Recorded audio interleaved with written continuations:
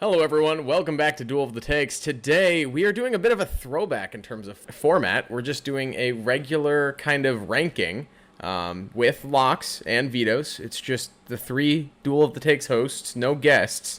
And today's topic is list of animation / live action hybrids where the main character is animated.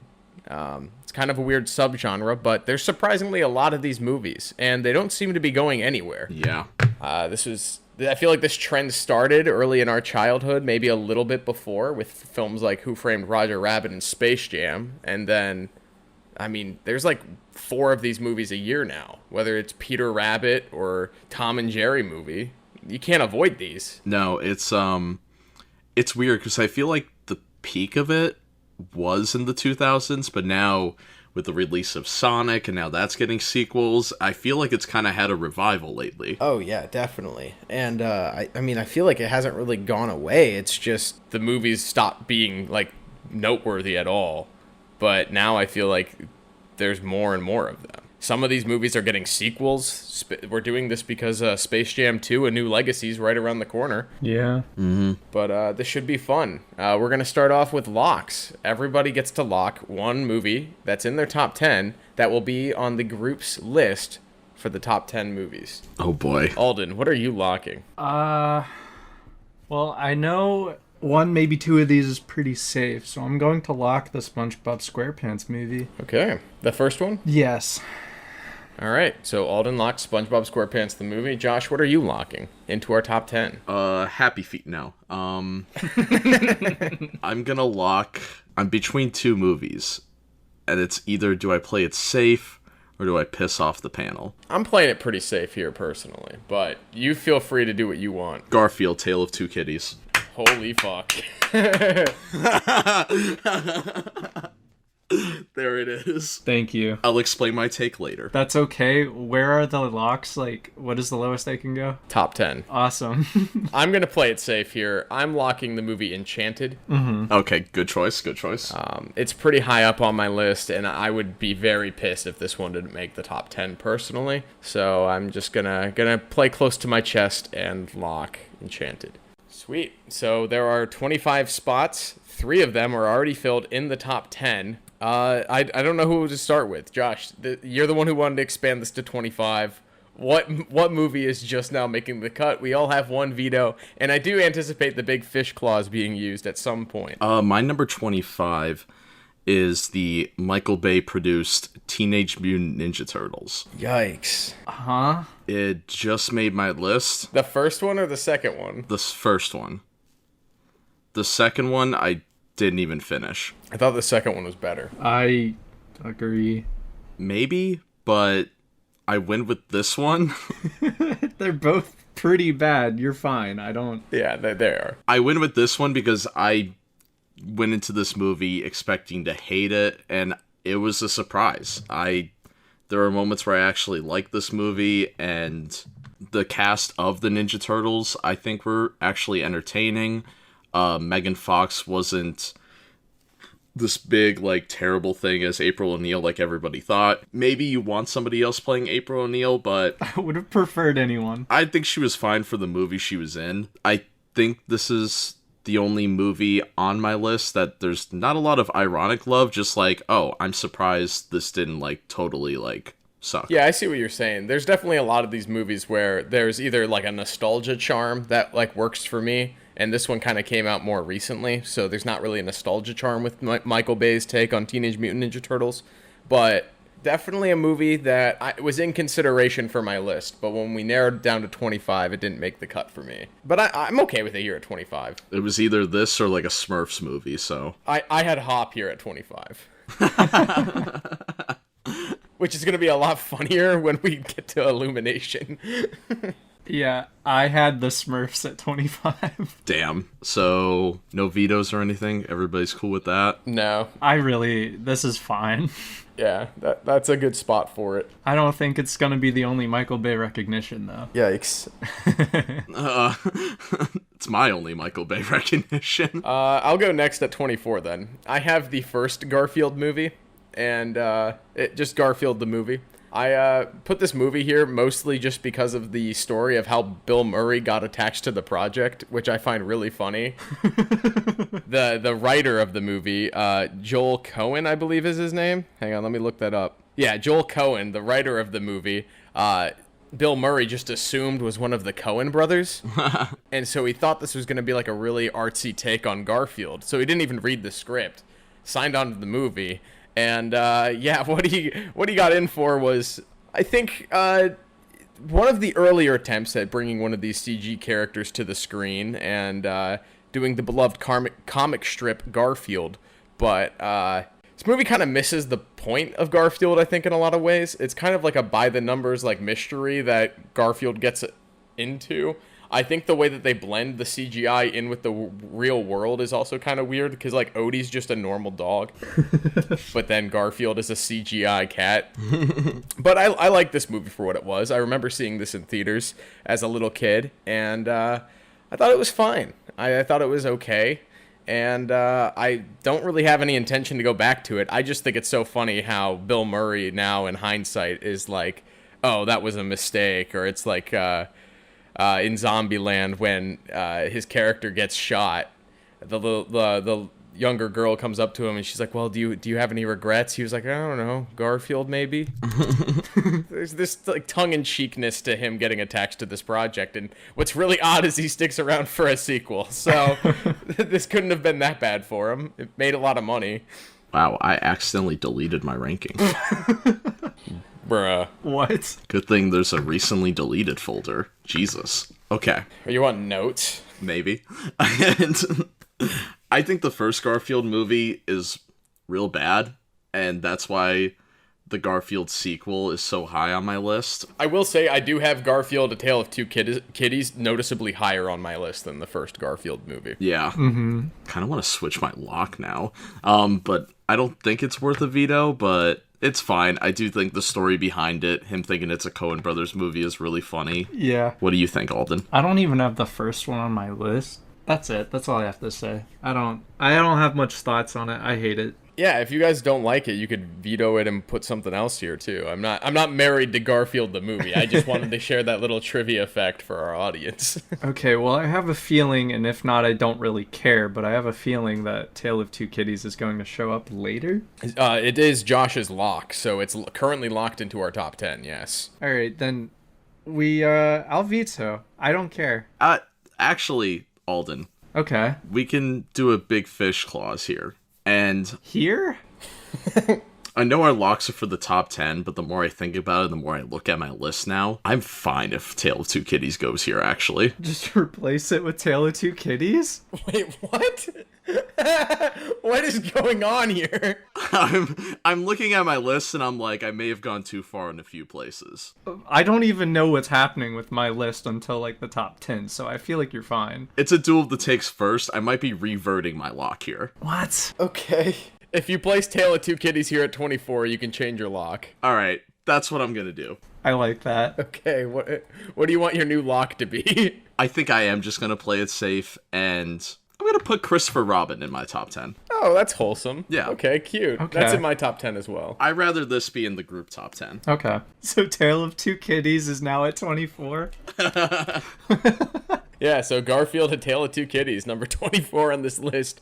A childhood favorite of Josh's getting absolutely betrayed here. Do you want to speak about it? I mean, you felt passionately enough about it to put it in your top 10. Yeah, so, like, I think this movie's really underrated because, like, okay, so the first Garfield, financially, it was successful. What do? And, like, they make it this, like, just, like, wacky, what if there was another cat who looked like Garfield in this universe who also was CGI and talked, even though the rest of the animals we have ever seen in this universe are just animals? And then they go to England, and then you have that, and like they just like took all these weird elements with it and made it so wacky, and like Garfield's like out here making lasagna for the animals because they never had lasagna, and that whole sequence is funny, and like at least the other animals talk. So it's not like the dog who can't talk. The rules of this universe makes no sense, but I love it. I think it's really funny, And Doesn't Tim Curry voice the other cat too, the Prince cat? I think so. Yeah, no, the second Garfield movie is actually a pretty fun family movie. It has a lot more of those fun animal slapstick hijinks moments. The story is definitely a little bit better. And both these movies know what they are. They're fucking 80 minutes long. They're not trying to make it some epic. They're just family-friendly comedies. But the second one is significantly better. Mm-hmm. I like that it takes place in England. That makes it funny. Yeah. Yeah. The British are funny. Not on purpose, though. Sweet. So Garfield, Tale of Two Kitties, number 24. Michael Bay's Teenage Mutant Ninja Turtles is at 25. And that means we are to you, Alden. What is your 23rd favorite live-action CG hybrid where the main character is animated? Yeah, so none of my bottom 3 have been placed, and I don't want to place any of them, if I'm being honest. Okay, well, just look at that master list that I sent you guys. No. It's fine. I'm just gonna say Transformers, the first one, the original. Okay. Out of Michael Bay's directed Transformers movies, this is my second favorite. I don't think it's good at all, but it's really funny, ironically. And I mean, we're getting a Transformers 7. It's got to be given some credit for allowing that. I know Bumblebee is like a prequel, but still, it's the 7th Transformers movie. Yeah, I don't have any major issues with the Transformers series. I know they get a lot of hate. I think they're good for what they are. Yeah, they're dumb action movies for the whole family. My biggest gripe with them is that they're all an hour and a half longer than they need to be. Yeah. I think this is the only one that's under 2 hours, and that alone makes it watchable. Yeah. Yeah. You get to Transformers Age of Extinction or The Last Night. Those movies are 2 hours and 25 minutes plus. It's ridiculous. What's the third one? Dark Side of the Moon or whatever? Yeah, The Dark of the Moon. Dark Side of the Moon. I don't even appreciate watching that one again. I watched it maybe twice now, and I'm fine never seeing it again. But the first one, Revenge of the Fallen and Bumblebee, I like those 3. Those are good ones. That's fair. That's fair. Yeah, I don't have any gripes here with Transformers making the list. It's not on mine personally. But I also didn't grow up with those movies. I just didn't watch them in theaters when I was a kid, so... Yeah, I have Revenge of the Fallen at my number 23 just because it was the first Transformers movie I ever watched, so just kind of, I guess, have more of a connection to that movie. I know the second movie was kind of like the beginning of the end when it came to quality. Kind of, but it was definitely the peak. The cultural peak. I remember kids at school talking about these movies a lot. Yeah. Uh-huh. Because, I mean, Bumblebee is clearly a better movie than both of these, but in terms of the following that it gained and what it actually was, this was the peak. This was Michael Bay's best out of that time period. Sweet. Well, not the original. Revenge of the Fallen. But yeah, I want the original at 23. Okay. That's cool. I have no gripes with that. And everyone still has a veto on the table. We did a weird, big fish / lock exchange at 24. I believe it is back to you, Josh. What is your number 22 movie? Fat Albert. Oh, shit. Okay. I like this movie. Let's go. I do too. I really wish it had space on my list because there's things about it that I really, really like. When they actually, so in the beginning of the movie, of course, it's in 2D animation, and then when they cross over to the real world, the costumes and everything still look really good. They still keep it they still keep the clothes still looks like a cartoon, I guess. No, it's still very vibrant. They have the same exact wardrobe that they wear in the cartoon. So you know who everyone is, just they're in live action now. Oh, but Bill Cosby's in this, isn't he? Yeah, the show is his show, and so he's in the movie as himself. I forgot about that. Can I make another switch? Would you like to nominate something else instead of Fat Albert at 22, Josh? Kangaroo Jack? I don't think anything's problematic in that. It's funny. Let's go for it. I like Kangaroo Jack a lot. It's actually at my number 22 as well. Oh, epic. Let's do that. Oh, I forgot it on my list. I just realized. Kangaroo Jack's a lot of fun. I like that first movie a lot. It's one of those that I remember watching a lot as a kid. And I went back to it a couple years ago to see if it had held up. I think it was just on Amazon or something, and I was bored one afternoon. I was like, oh, 90 minutes? This can't be a waste of my time. And the story is a lot more elaborate than I remember it being. There's money that they lose in the Australian outback. The two childhood best friends. It's got I think it's Anthony Anderson, right? The guy on Blackish. He's funny. He's good as the comedic relief guy. And Christopher Walken as the villain is fun. Him and Michael Shannon really do a lot to elevate the stakes of this like mob movie in the Australian outback. It's fun. It's definitely it's still cheesy, but it holds up enough where it's worth watching again if you don't remember most of it like I didn't. No, I always found this movie entertaining too. It was always a favorite when I was a kid.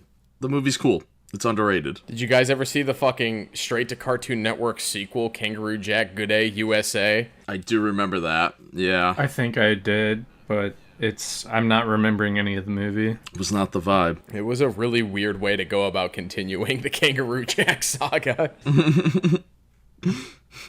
Sweet. Kangaroo Jack, number 22. Well, it's my turn, and I think I'm going to have the first true hot take of the list. Uh-oh. There may or may not be a veto here. At number 21, I have Space Jam.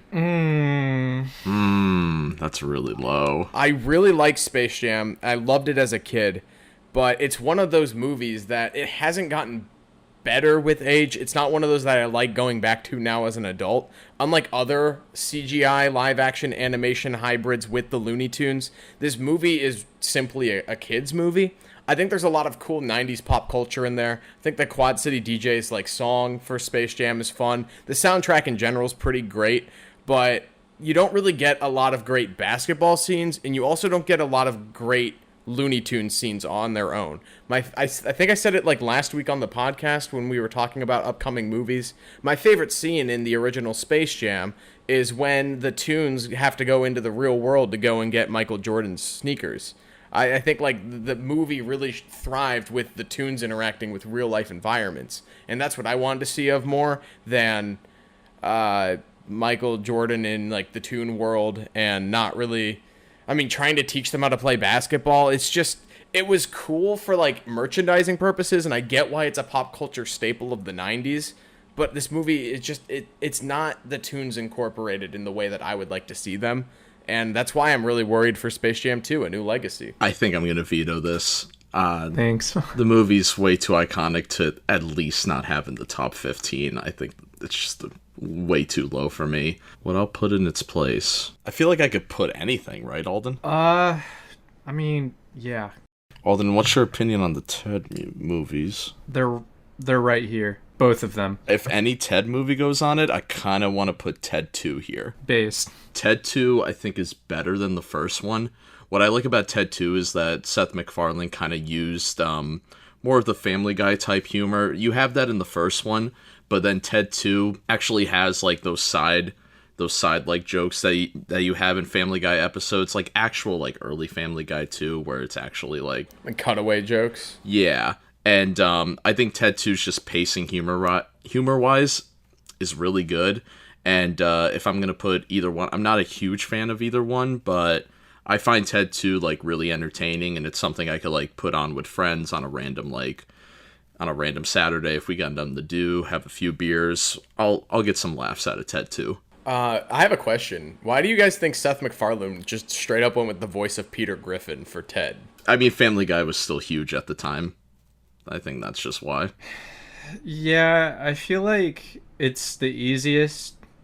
It's also probably like Ted is definitely the style that would just draw in a Family Guy audience. Yeah. So having the exact same like voice for only a slightly different personality, it just works for something like this. I personally just think it would have landed a lot better if he just used like Brian's voice, which is closer to his real speaking voice, because like a lot of the jokes just come from the fact that Ted sounds like a fucking like Boston guy. Like that's literally half the jokes of the movie. Actually, in Ted 2, Mark Wahlberg is actually funny. When I think of the funniest moments in Ted 2, there's actually some good bits with Mark Wahlberg.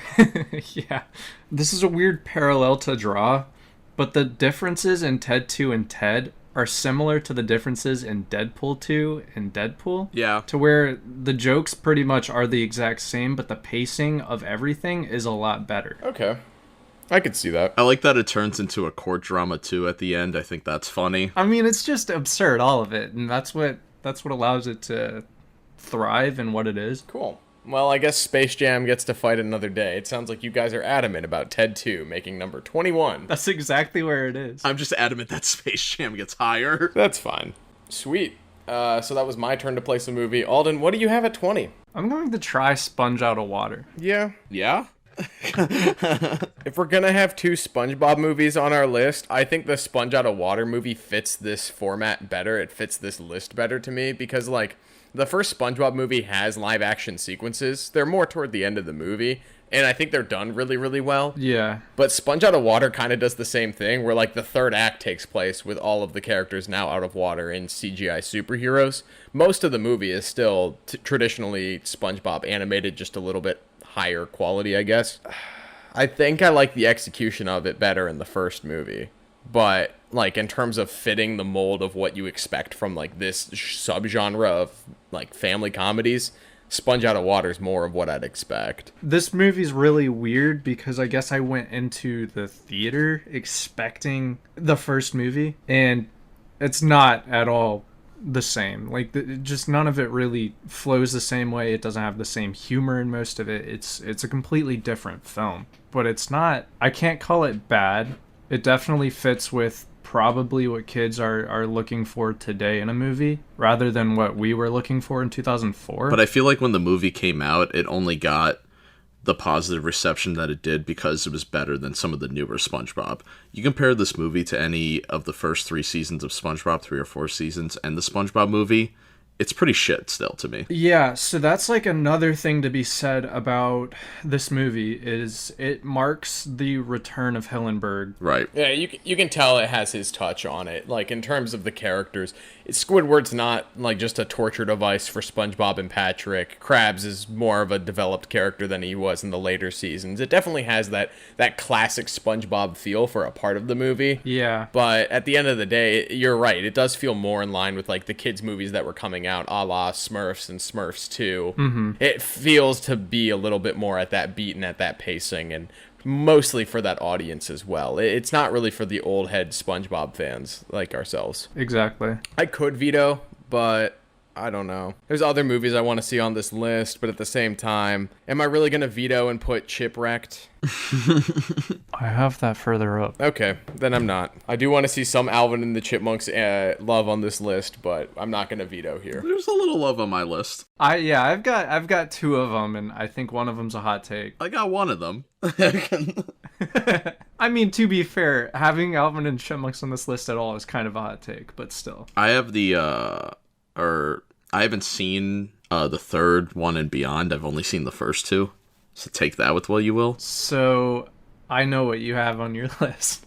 Sponge Out of Water, number 20. Back to you, Josh, with number 19. This might be a bit of a hot take. I have Sonic the Hedgehog here. I have it a little higher, but it's not worth my veto. I'll use my veto here. Chipwreck doesn't need to get that high. On my list, there was kind of like, I almost made mine like a tier list where like the bottom 5 were movies that I appreciate, whether I liked them as a kid or whether, you know, they gave me some sort of entertainment. Moving into like the mid tier, they're movies that I think are good or had potential to be really good and just fell short in a couple of areas. And that's kind of where I have Sonic. And then Alvin and the Chipmunks Chipwrecked is like riding that Division Bell line. And I'd rather put that here as kind of like a marker to transition to like the next category, if that makes sense. Yeah. So I'm gonna veto your Sonic the Hedgehog here at number 19, and I'm gonna nominate Alvin and the Chipmunks Chipwrecked. The way I see it, Alvin and the Chipmunks Chipwrecked, it has the best out of all of the Chipmunks movies in terms of the music. It's grating, it's horrible, just like all 3 of them, or all 4 of them technically, if you're going to count the road chip, which I don't. I've removed that from the canon. But it also has some of the most over-the-top, like, bombastic scenes with my good friend David Cross as Uncle Ian. He's stuck on an island with Jason Lee in a chicken suit, and it's very funny. The cast for the voices of the Chipmunks, I think, are at their heights here. But between Alvin, Simon, and Theodore, along with Eleanor, Jeanette, and Brittany, they're kind of starting their own little factions on this island in the same vein as, like, the Lord of the Flies or whatever. So you've got, like, the chipmunks pinned against each other, and they're marooned on this island after going on a cruise where they're, performing their music, and then it gets chipwrecked. This movie has some of the funniest moments, but it's also, you could tell there's a giant drop-off in quality from what the first two movies were in terms of production value. This movie looks like shit. It really does. The animation is not that great, but if you're a fan of these movies, I think that this is the one that you probably like the most. I think it has the best moments with the cast. It doesn't take itself seriously at all. There's no melodramatic, heartstring pulling moments. It's straight up the funniest. And I would like to see it on this list, sort of encompassing the entire franchise. That's cool with me. I have it higher just for the meme's sake. I don't actually like any of the Alvin and the Chipmunks movies. I think... but I agree with you that this one is absolutely the best one. And I think what the other movies on my list have that Sonic doesn't is just time. And I think that's why Sonic is low on my list. 5-10 years from now, I might enjoy Sonic more and it'll go higher. I think a lot of what makes Sonic interesting for me is kind of where they're going to go from here. Because I think... my opinion on it's definitely going to shift based on what comes next. Yeah, I think for what it was, they dropped that trailer and Sonic looked atrocious. It didn't look like it was going to be the movie that longtime Sonic fans were going to care about. And when it was surprisingly one of the best video game movies ever made, I think it kind of turned some heads, and they redesigned the main character's animation style and the design, and it came a long way. I don't think the movie's great, but I do think it was one of the last great blockbusters before the pandemic. I think it won over a lot of people. I don't know. I think it was fun. It could have won Best Picture. It should have won. So yeah, Alvin and the Chipmunks, Chipwrecked at number 19. It's to you, Alden, number 17. Oh, wait, no, number 18, my bad. Yeah, I want to ask opinions on adding another Transformers movie. Because I don't think we need to, but I have Revenge of the Fallen here. Yeah, no. If you wanted to add Bumblebee, maybe, but not Revenge of the Fallen. I have Bumblebee higher on my list. Then I'd nominate something else. Osmosis Jones. That's one of my top 10s. Yeah, I figured it might be. I don't remember this movie, that well. I get flashbacks a couple times a year just from random scenes from this, and I'm, trying to remember where it comes from, and then 20 minutes later I'll remember it's Osmosis Jones. I don't remember this movie that well. I haven't seen it since easily 2004. So, Nate, you haven't used the Big Fish clause, so we can find a movie together you can agree on. You could sway me, too. I have Detective Pikachu one spot over Chipwrecked. I don't know if that's a hot take, but I mean, we almost had Sonic placed here. I think Detective Pikachu fits right about here. It's got a cool environment. It's got a cool world. I think what they did with the design and the Pokemon, bringing them to this, semi-realistic, kind of Christopher Robin-esque style was a good way to handle that. But at the end of the day, the story was as by the numbers as it could be, and I predicted the twist coming from a mile away. It was fine. It wasn't great. I was really sold on it having that Blade Runner aesthetic, and it tried. Yeah. Yeah, it's my 16. It didn't make my top 10 or anything. Yeah, it's only a little bit above, so I'm not offended at that either. Even though I guess according to the draft battle last year, it's to me the greatest video game movie of all time. Well, do you have a video game movie above it? I think what Detective Pikachu has going that most video game movies didn't have going is that they got the look of the Pokemon themselves perfectly. It looks great. Yeah, there's not a single one that they designed that I'm, upset with. Yeah, do I think, maybe, 2017's Tomb Raider is probably maybe the better movie? Yeah, but when it comes to, visually, Detective Pikachu, got it really well. Yeah, Rhyme City looks really cool. Is my big fish clause for Detective Pikachu working here at 18? Yeah, I agree with you. Cool. I'd like to see Osmosis Jones a little bit higher, maybe closer to the top 10. I'd like to share my thoughts on that a little bit later. Yeah, I'm fine with that. Who has vetoes left? I think Alden just has a big fish left. Alden's rocking a veto left and a big fish. You and me have used both. Alden's got a lot of power going into the top 15. Don't piss me off. Number 17, Alden just went, so I think it's back to you, Josh. I'm gonna go with the original Alvin and the Chipmunks. Better than Chipwrecked? Everything else on my list is too high for this spot. I guess that's a good problem to have. Yeah.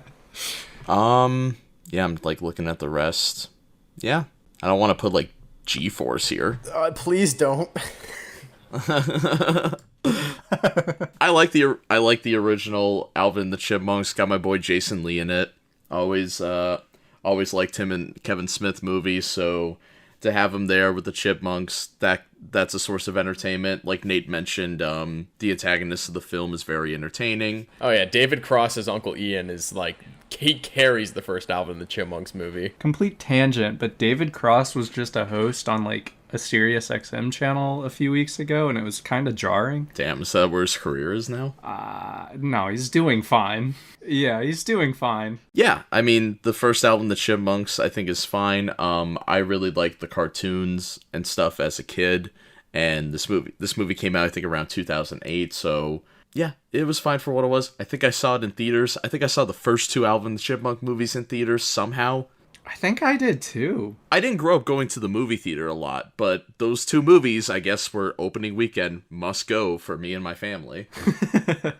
I saw the first Alvin and the Chipmunks theater opening weekend, and I saw Chipwrecked like 4 years later, alone with Trevor in the front row at a sold-out house opening night, and it fucking rocked. It was the first. I think it was the first time I saw a movie in theaters and just ironically loved every moment of it. Like, I hated that we were watching that movie because I think we were trying to see like Dark Knight Rises or something.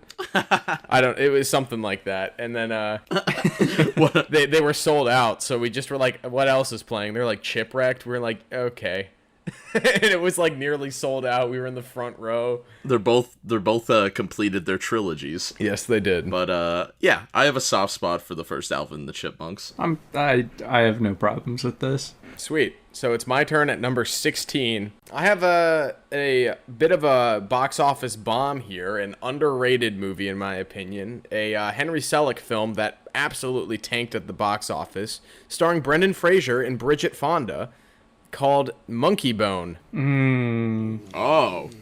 This is a movie that I think gets better with age. I think that John Turturro voicing Monkeybone is still funny. It's very out there. It's very much in the same style as something like Who Framed Roger Rabbit. Definitely a lot more live action elements and the main character being CGI. Monkeybone.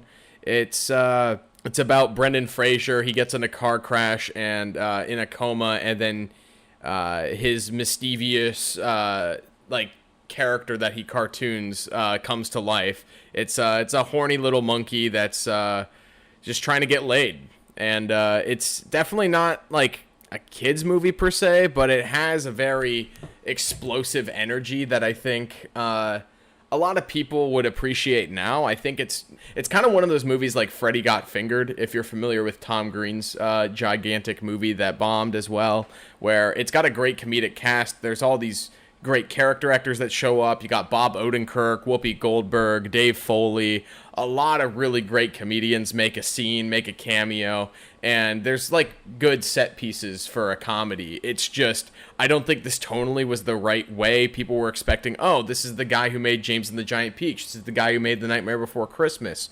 We're going to try to market this toward like a family audience, and critics tore it apart. It's not really much of a kids movie, but I think it's a lot of fun. I think in the deleted episode of our show that unfortunately got deleted due to Craig malfunctioning, Nicholas Rohrman had this at like number 8 in his draft battle of box office bombs, and I thought that was incredibly bold, and I wanted to kind of echo that here again today. Well, we lost Craig, but ow.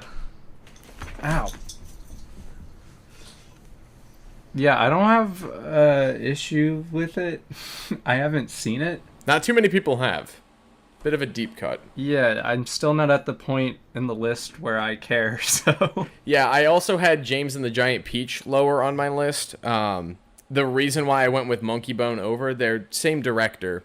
I just think James and the Giant Peach was kind of unsettling as a kid, whereas I never saw Monkeybone as a kid, so I have a higher appreciation for it just watching it as an adult, really liking Brendan Fraser, and seeing him interact with a cartoon monkey was a lot of fun for an hour and a half.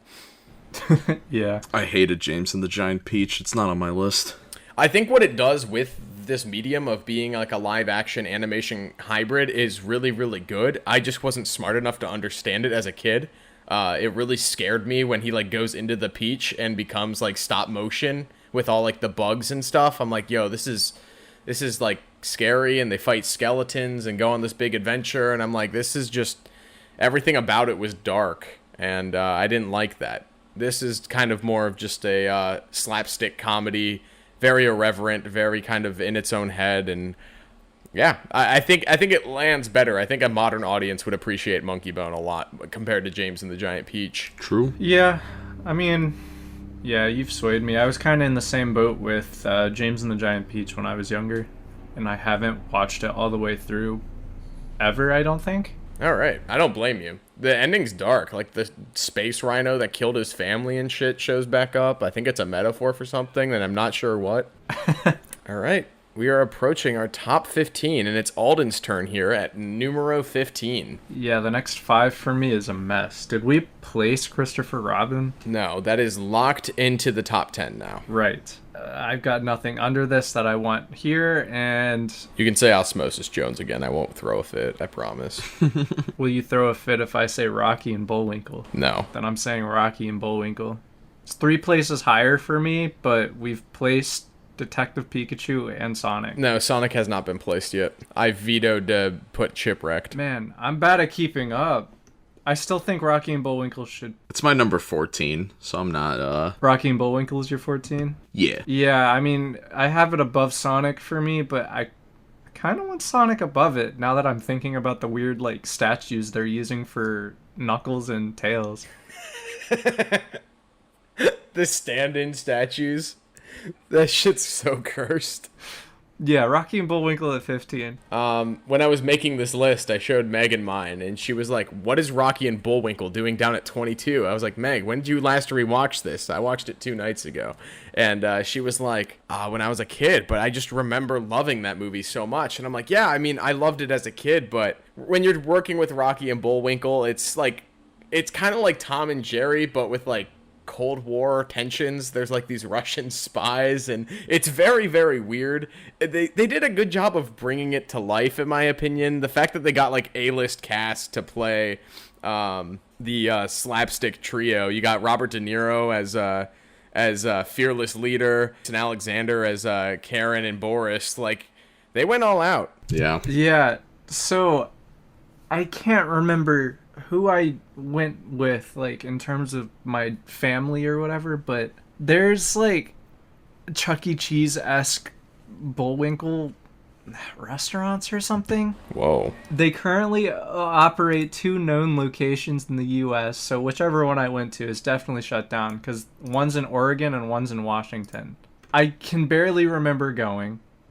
It was a very surreal experience, and I think it scarred me in some way, because I can't look at Rocky and Bullwinkle, the movie, the same way. But, I mean, seeing clips just posted on YouTube and whatever, it's still funny. As Rob would say, it's a glorious shitpost of a movie. 3 stars. I just saw that. Yikes. No, I think the movie has a lot of fun in bringing these characters to life. And what Megan brought to my attention was it did it a little bit before everyone else. Yeah. Yeah. It did this right at the year 2000. The only other attempts were pretty much, I mean, that were with mainstream characters that people knew. It was the Looney Tunes and Space Jam, and then the couple big characters that cross over in Who Framed Roger Rabbit. This was right before this trend really took off. And again, it has A-list potential. There's a lot of great set pieces. Keenan and Kel show up for a little bit. John Goodman has a cameo. Again, Whoopi Goldberg, Billy Crystal. Like, there's some really good, like, comedic moments in this movie. It's kind of like a lot of people, a lot of comics in Hollywood, like, came together and they're like, we love Rocky and Bullwinkle. Let's, like, turn it into a movie. And it's not great, but it's better than you would think it would be. I find it entertaining. It's very nostalgic for me, though. I didn't go back to rewatch it. I was kind of afraid to. I kind of want to just... I'm not ever rewatching this. For this list, I kind of just wanted to, like, have a nice memory of it, because I have no idea how it's gone. By the sound of it, if it's that low on your list, Nate, then yeah. Well, no, it actually, Megan persuaded me to put it into my top 10. It's right at number 10. Oh. Oh, okay. One thing that I think is really, really unique, they got the original voice actress for Rocky and the original voice actor for Bullwinkle to reprise their roles right at the turn of the millennium. You can tell that these are the original people who were voicing the characters in the 60s. They play them better than you could get celebrities to voice them now. And I guess that's kind of my biggest problem with this trend, is it soon became, what celebrity voices can we get to do these, like, favorite cartoon characters? I think it really should just be voice actors or people who can imitate the original voice actors when it comes to your Garfields or your Sonics and things like that. I completely agree. And Rocky and Bullwinkle does that right, surprisingly, and then has great comedic set pieces, and it's a road trip movie. I see why this could have been in Nicholas Roman's top 10. But number 15, I am content with. I'd like to see that Rocky Bullwinkle made the list. Yeah, I don't know. I've got a really weird experience with Rocky and Bullwinkle just in general, not just this movie. Sweet. We're back to you, Josh. Number 14. Might get a little hot takey here. I got Bumblebee. Man, Sonic's getting high.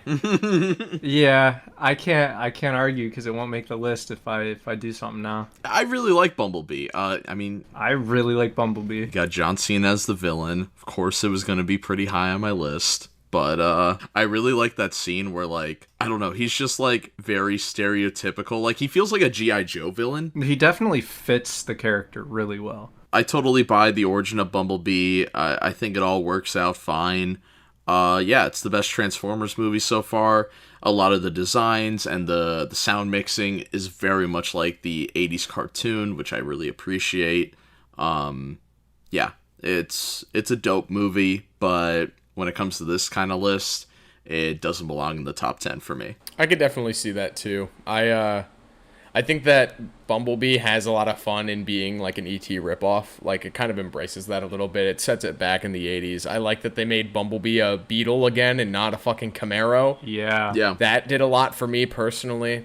I really like Haley Steinfeld in the lead. I think she really proved that she could kind of carry a blockbuster. I mean, really early in her career. I agree. She does True Grit, which was a Coen Brothers directed Western, and knocked it out of the park. And then we saw her in coming-of-age dramas and drama comedies like Edge of 17, and she was holding her own. But to see her in like a blockbuster, it kind of did what I wanted Transformers to do after Shia LaBeouf left, and that's place a young female in the lead role, and like, let's have a less dude bro kind of like sexist approach to these kids movies, if that makes any sense. And this movie's pretty tasteful.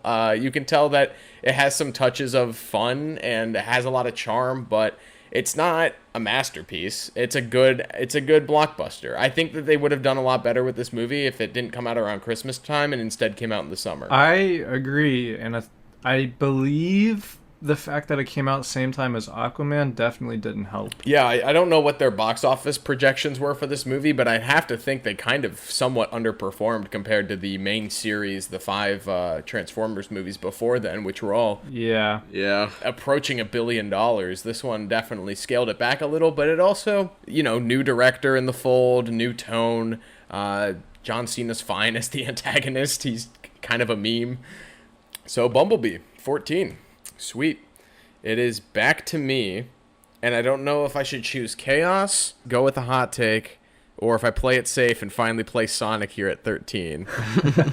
I think I kind of want to elevate one more childhood favorite that may not make the list at this point. I'm going to put the 1995 Casper movie here at 13. Oh boy. I think this movie gets a lot of hate, but I think it's a pretty sweet movie, and I think it does just about everything right. Did the whole let's have a character from old, cartoons come into the real world.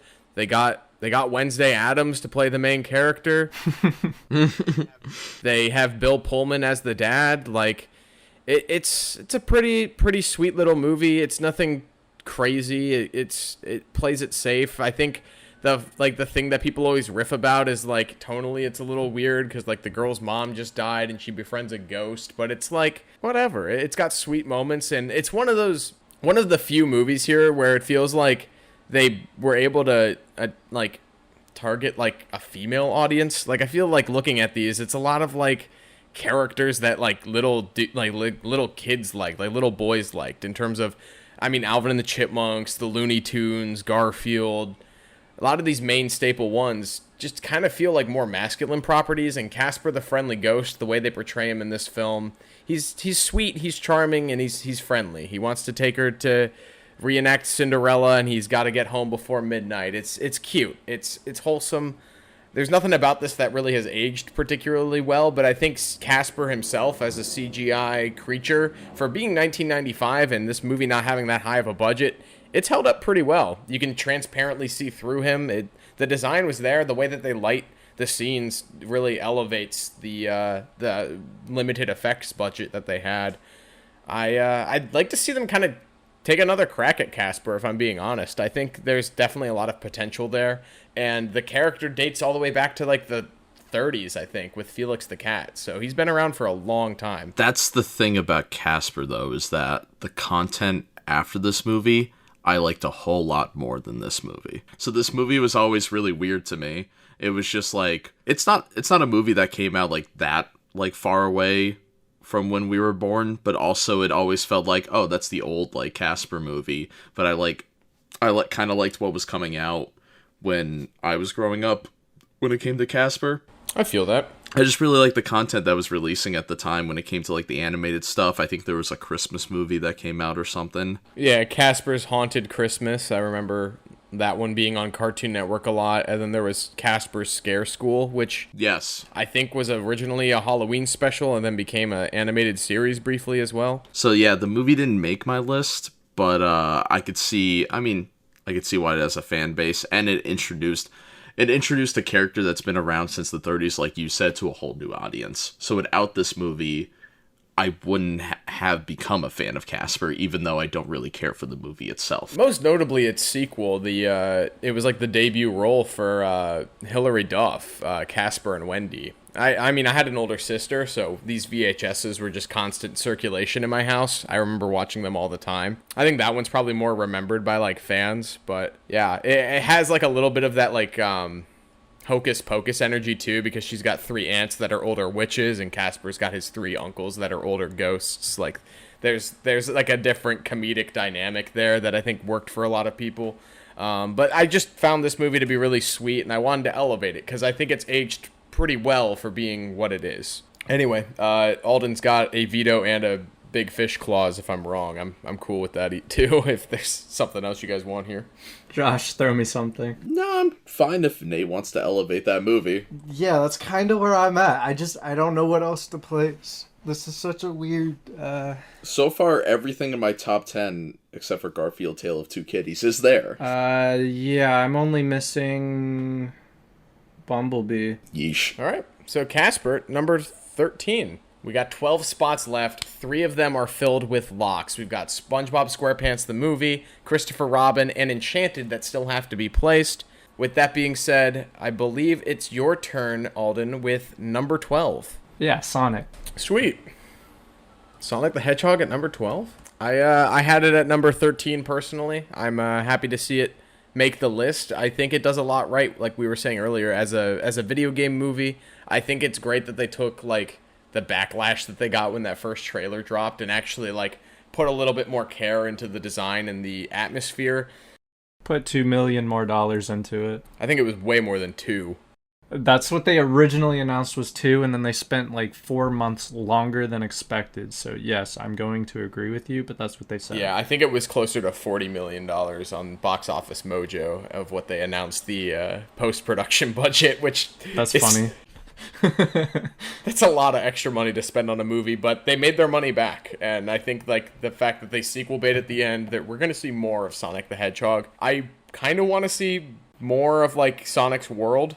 As weird as that sounds, I think the opening scene of this movie is really cool. Yes. Yeah. And I would love to see them maybe bring Jim Carrey and, if you have to, James Marsden into Sonic's world for the sequel. I'd like to see more of the beloved characters. I am all for James Marsden randomly showing up at like Green Hills or whatever the level's called. Yeah, Green Hill Zone. He's like driving like the Ford pickup truck in Green Hill Zone. Yeah, James Marsden in Green Hill Zone, make it happen. I can guarantee it's happening. So we know we're getting Tails for sure in the sequel. I'm sure we're gonna get Knuckles as well. There's no way they'd have that stand-in if Knuckles wasn't going to be there. Do you think Big the Cat is showing up in Sonic 2? I think that's a Sonic 3 kind of thing.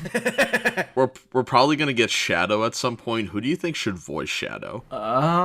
Hear me out. I'm hearing you out. Keanu Reeves. I think that would be the pick, but I don't know if that's who I want to voice Shadow. It's got to be somebody with a very like deep voice that can also like. It's also got to be like, I feel like a like bigger star or a big star. It would be. It definitely would be, but my pick, if I were directing the movie, I'd choose Sean Schemmel, who's known for doing Goku and Lucario. He does like the Smash Brothers games voiceover for Lucario, and he does a lot of anime dubbing in English, and I think he'd be a great choice, because he's kind of got that same like dark energy that you'd get from the voice from the Sonic Adventure games, and that's kind of where Shadow became a thing. He wasn't so much in the platformers beforehand, but they'll probably go with the celebrity. I don't think Keanu Reeves would be the worst choice. Yeah. Shadow kind of being an anti-hero, they could definitely get away with someone as likable as him playing the character. Yeah, that wouldn't be a horrible choice. He's got the deepness, definitely, to voice Shadow. Yeah, definitely. Mm-hmm. I just think there needs to be a lot of respect given to the voice actors that made those characters popular in the first place. And I mean, if the character you don't see the actor's face, like it's not like a Scooby-Doo moment where like, oh, Matthew Lillard can play Shaggy, or at least he could have back in the day, but he nails the voice. You don't actually see the person, so at the end of the day, you're really just trying to sell someone's voice. And I don't know, I feel like that's kind of a thing with animated movies and these live action animated hybrid movies. I'd rather just stick with a good voice actor and someone who has that vocal range to really make that character come to life. Yeah, I completely agree. Because I feel like when they do celebrity voices, it sometimes falls flat, because it's like they're leaning a little too much into that person's persona, and you're not really hearing that character, that beloved character. But, I mean, who knows? They could do whatever they wanted. I think Keanu Reeves would actually be a pretty good choice.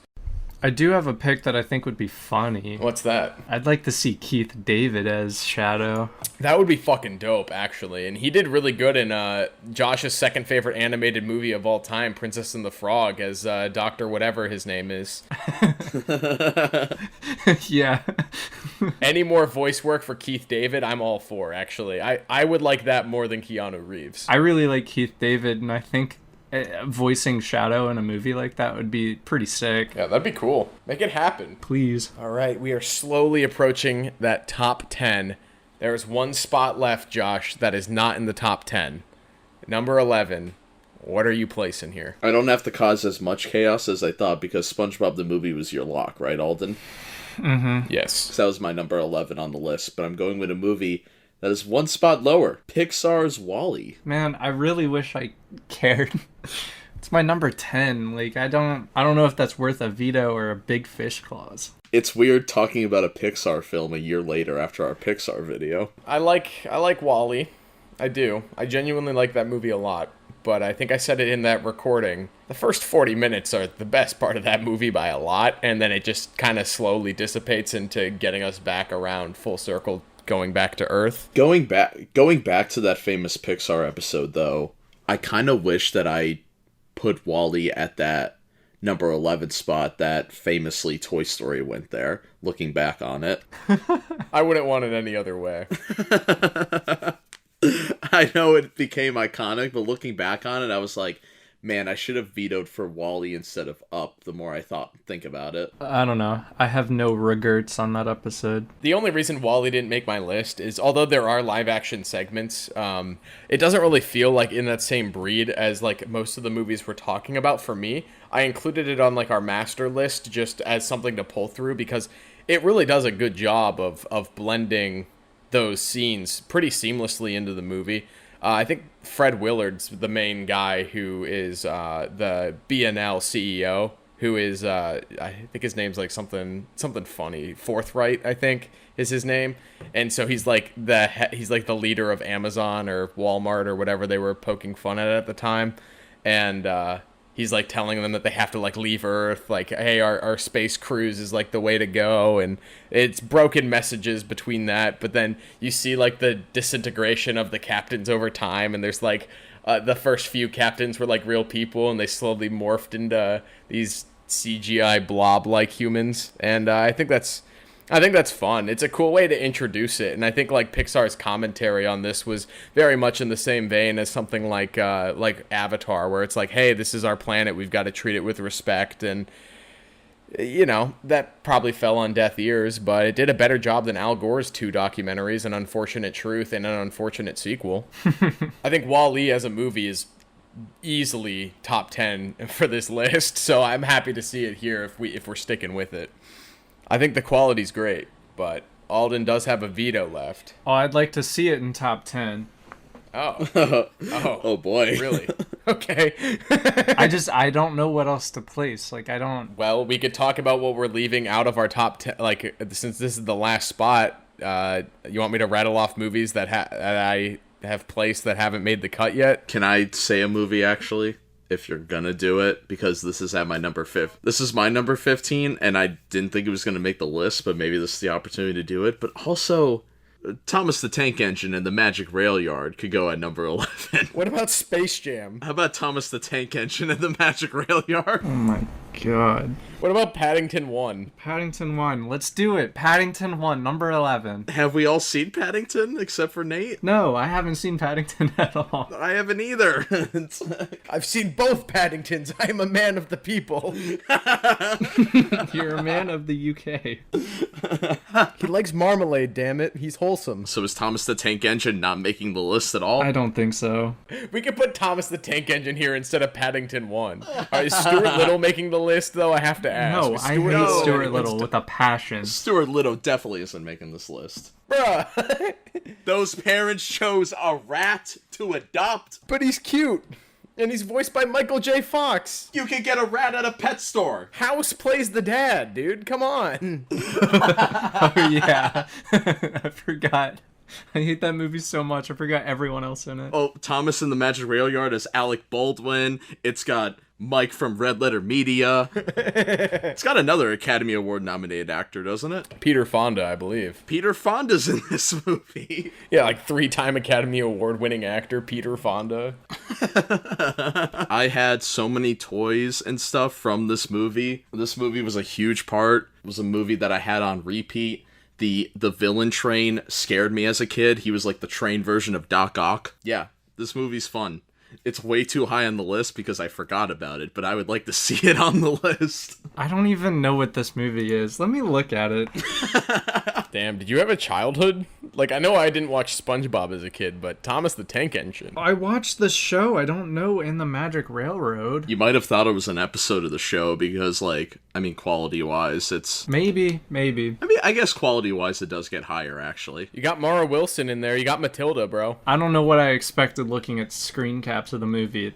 It is just the show. The villain was pretty scary. Yeah, it was. He had, like, that giant crane. He was trying to kill Thomas and his friends. It really kind of scared me as a kid. More so than it should have. I'm looking at a toy set, and I do vaguely remember this. Yeah, I definitely had toys of the trains from the movie. I don't care. Yeah, sure. That's a number 11.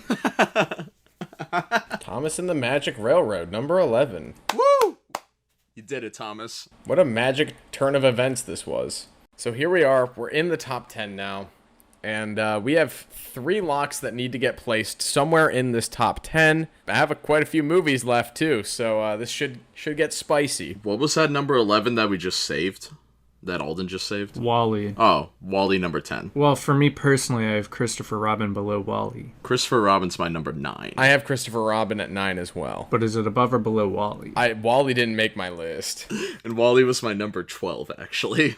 Then I guess Wall-E will be 10. Wall-E. Wall-E is my 10. Oh, perfect. So now we're rocking Christopher Robin at 9. Christopher Robin. I want to talk about Christopher Robin a bit, though. I think it was a really, really wholesome, sweet little movie. Didn't we see it in theaters together in college? Yeah, we did. Yeah, that was wholesome. Yeah, it was a good little movie. I was a big fan of Winnie the Pooh and all of we got a resurgence of Winnie the Pooh when we were kids too, because they played reruns of both the shows that he had on Disney Channel when we were kids on Toon Disney, and then they also made the Tigger movie, Piglet's Big Adventure. There were probably 4 or 5 animated Winnie the Pooh movies that came out when we were kids. So I remember growing up with the books and with the show, and they got Jim Cummings back to play Winnie the Pooh and Tigger, who he did both all through that period of time and the 60s, the original run of the show. I think it was a wholesome little story. I thought Ewan McGregor as a grown-up Christopher Robin was nice. I was hoping for a little bit more from this movie, and that's probably just me. I was hoping it'd be more of a Finding Neverland type situation where you got into the emotional reasoning behind this story, but we didn't really get that. We kind of just got one last great adventure with Christopher Robin, and I loved the designs of all the characters, how they looked like felt plushies, they felt like toys, and the animation was beautiful. I agree with all that. I think it's actually underrated because I don't know if the movie even made a profit or anything, but I don't remember quite a lot of people talking about it.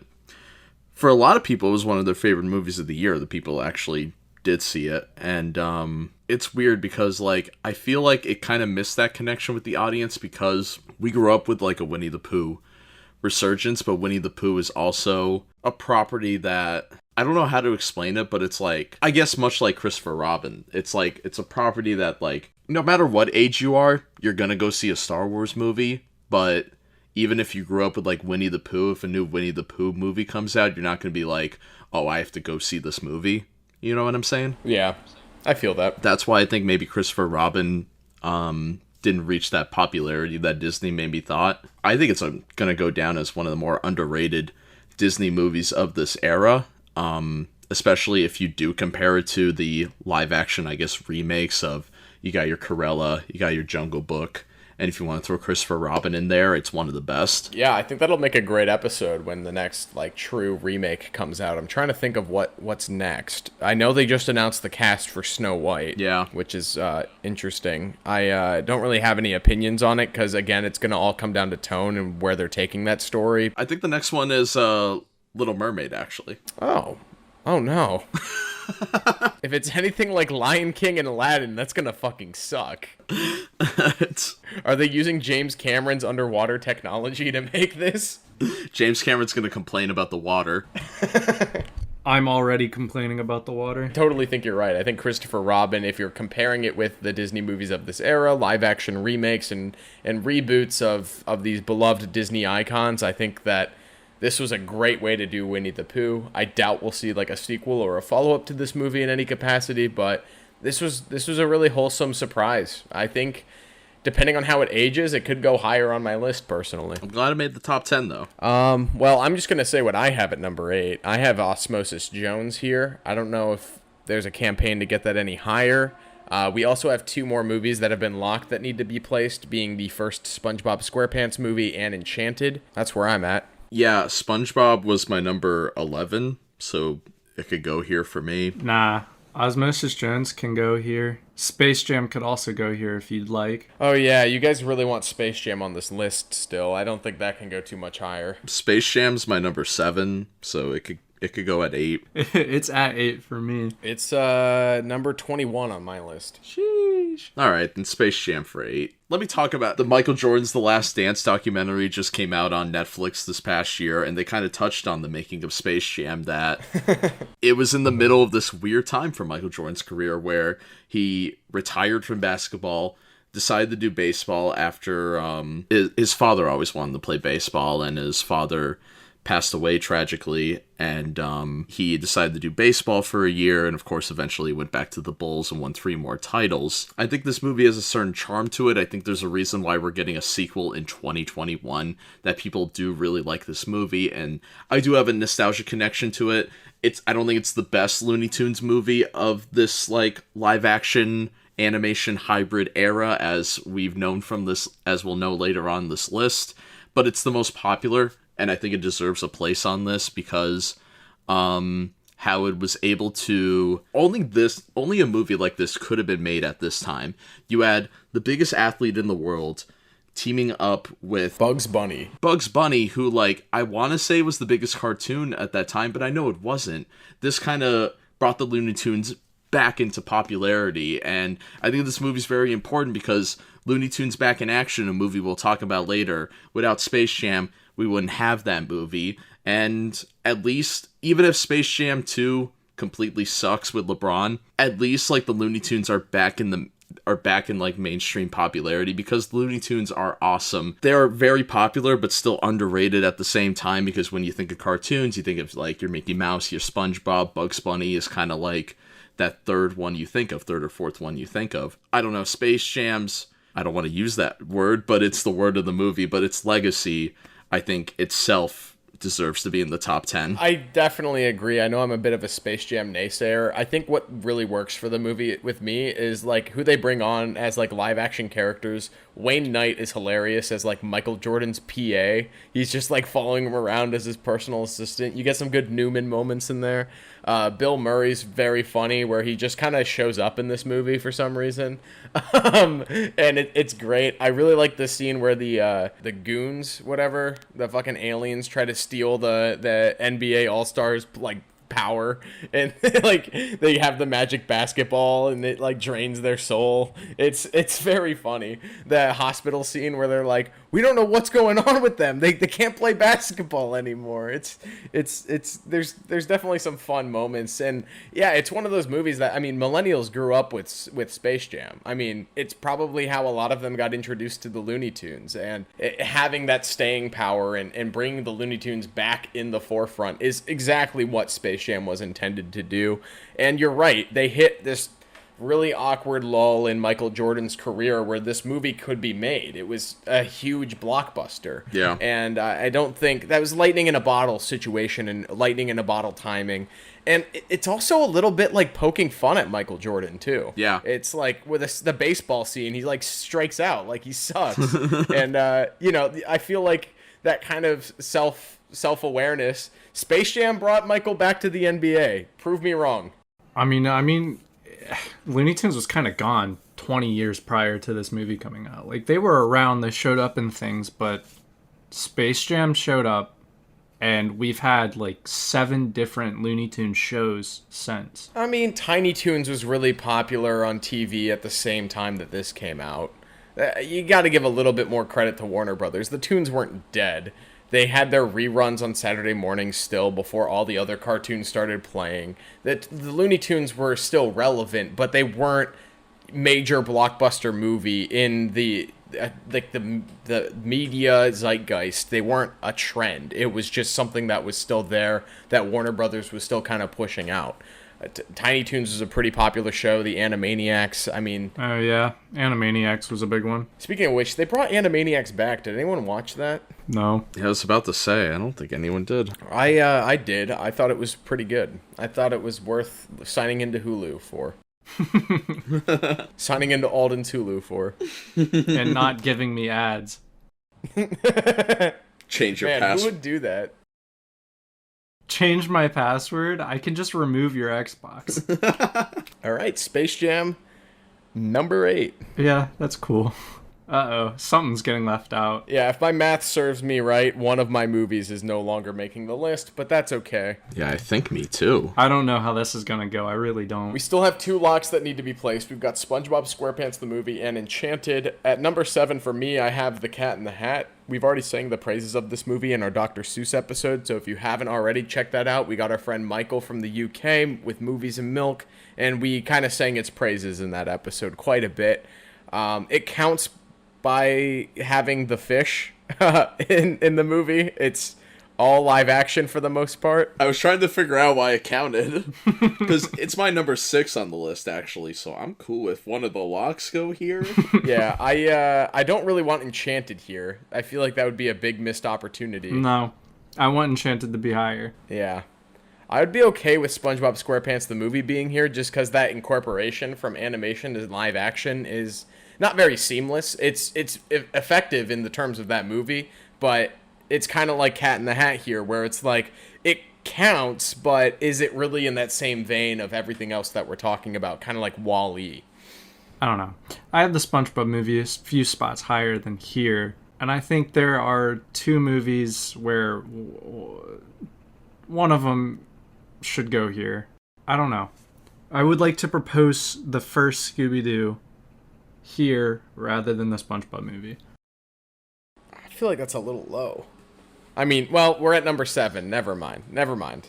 Yeah, I mean, this one's fantastic, but like the antagonist being Scrappy kind of just sucks. I love the incorporation of Scrappy as the villain. I think it's one of the strongest things the movie brings to the table. Yeah, but buff Scrappy? Like Spooky Island in that atmosphere, and then Sugar Ray performing a song. Like, my third favorite thing in this movie is the reveal of Scrappy being the villain. Because like earlier they reminisce on, I remember when we had Scrappy with us, and you think it's just like a throwaway scene, but it comes full circle at the end, and it's fun. Again, the casting for the first Scooby-Doo movie is fucking fantastic. They knock it out of the park. My only problem is like the voice of Scooby-Doo's not that great. Scooby's the worst part of the movie. Yeah, I kind of agree with you there. I don't like this one nearly as much as Monsters Unleashed. I'm in the same vein. Monsters Unleashed is top 3 on this list. Mm-hmm. Josh is muted, so we'll get to his opinion later.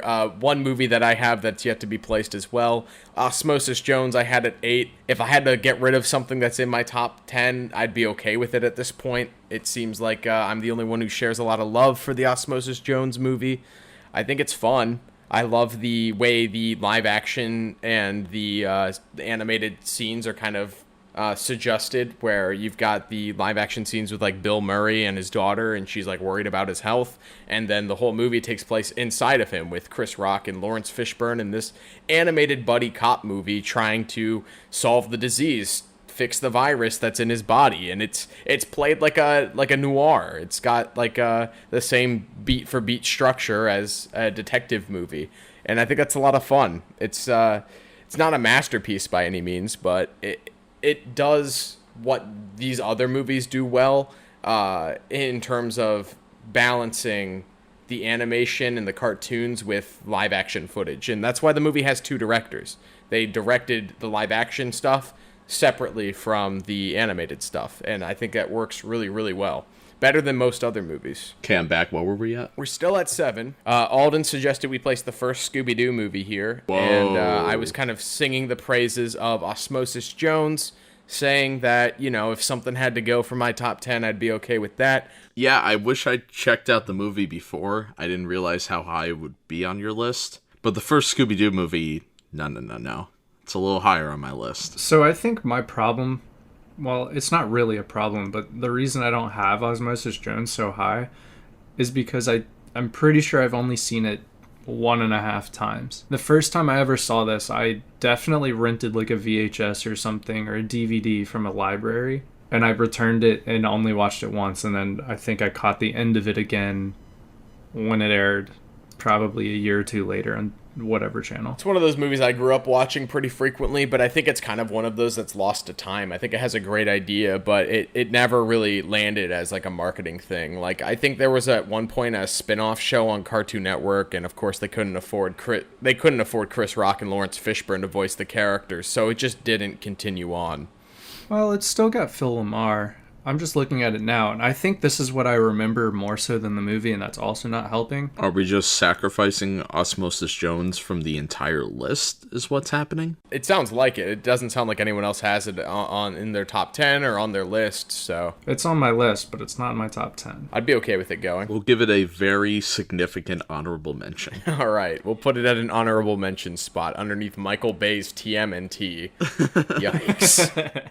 Anyway, moving forward, Alden suggests Scooby-Doo. I'd be okay with the Spongebob movie here. Again, it doesn't really have too much live-action stuff. The Shell City scene makes me... It's the heartstring-pulling moment of that movie. I choke up every time. And then them riding David Hasselhoff back into the ocean is great. But that's really the only part of it that's live action. And I think the show actually does a better job of incorporating live action in cartoons with Patchy the Pirate and all of that stuff. More so than the movie.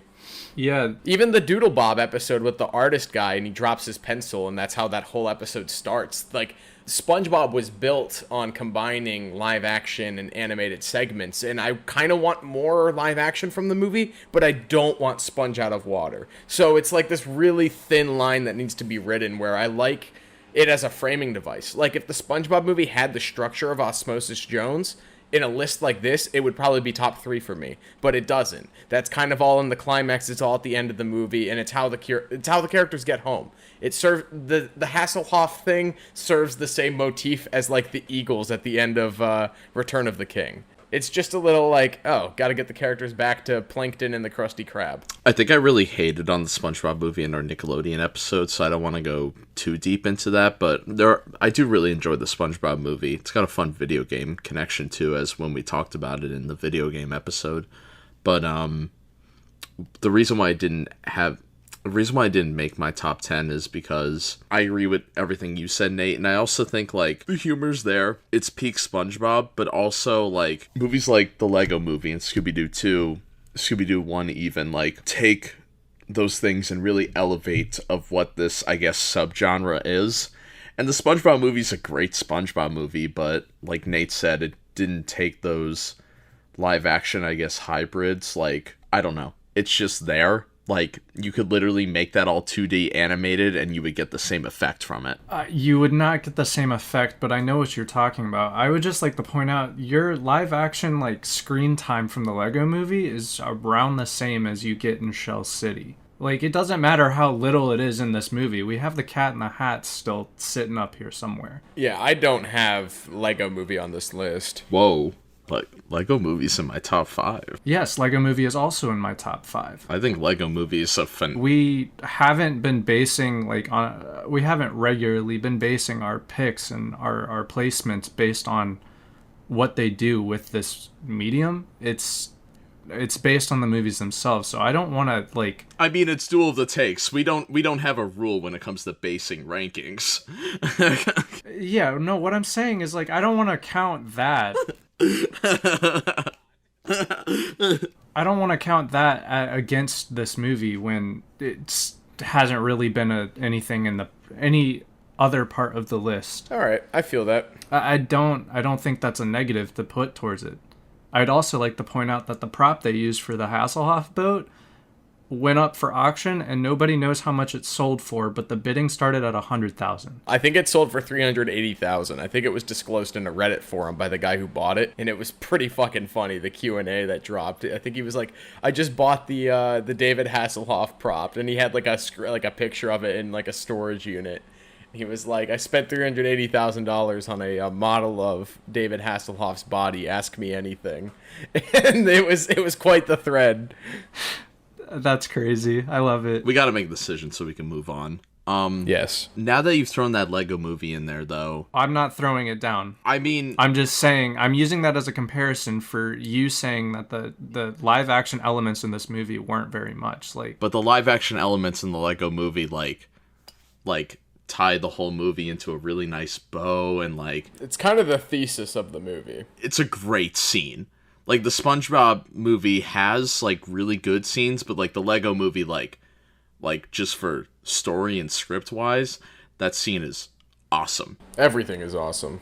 It's the Lego Movie. The Lego Movie's not even on Nate's list, but I want to see it in the top 10 because I think it's one of the best animated movies of the past decade. It's not on your list? I mean, it was kind of one of those things where I'm like, the amount of screen time of live action with the amount of screen time that's animated, it feels like a crossover, but it really, like, it's in the same vein as, like, Cat in the Hat for me, where it's like, this counts, but, like, with the caveat. And that's kind of what I built my list on. So we don't need to build our list on that same factor. But it's the reason why, like, the Spongebob movie also didn't make my list. If I was just doing this list based off of the movies that were there and how much I enjoyed them, yeah, Lego movie would have been top 5. Yeah, Spongebob movie probably would have been top 10, top 15. So that's just kind of how I'm going about it. Cat in the Hat was, like, my little guilty pleasure. I'm sneaking this one in there, and Yeah, same. Yeah. it's at number 7. I'm not going to die if it doesn't make this list. I really am not. Cat in the Hat and Osmosis Jones can both go.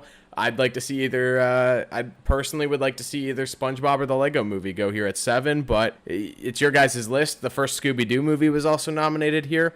I think that's a fitting film as well. Yeah, I mean, we both want the Lego movie higher, and I want SpongeBob higher. Listen, I got Cat in the Hat in my number 6. I have it right there with you, Nate. I think we just compromise and put Cat in the Hat here. That's even worse for my list. Yeah, but I'm running out of spots. If both Lego movie and SpongeBob are here, I have 5 movies that are also not, or I have six movies that are not either one of those that are in my top 6, if that makes sense. I have 5 outside of those. Damn, what am I missing here on my list?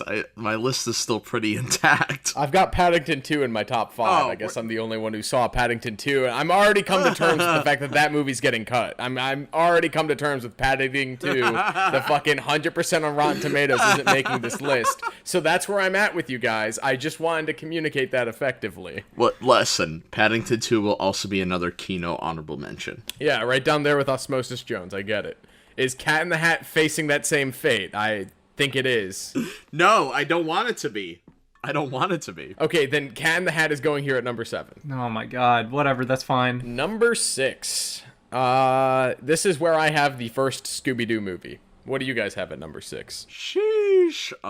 The first Scooby-Doo movie one place behind this, at my number 6, is Looney Tunes Back in Action, which I feel like might be a hot take with this group. I had the Cat in the Hat at my number 6, so my number 5 was Scooby-Doo 2, Monsters Unleashed. I think we're going to have a fight here for the Scooby-Doos then. Both Scooby-Doo movies were in my top 5, so me and Nate are have matching tattoos on our chest.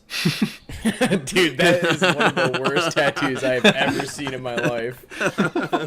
I think it's a great tattoo, but I think between Scooby-Doo 1 and Scooby-Doo 2, the reason why I give the edge to Scooby-Doo 2 to me is it feels more like a celebration of Mystery Incorporated as a gang.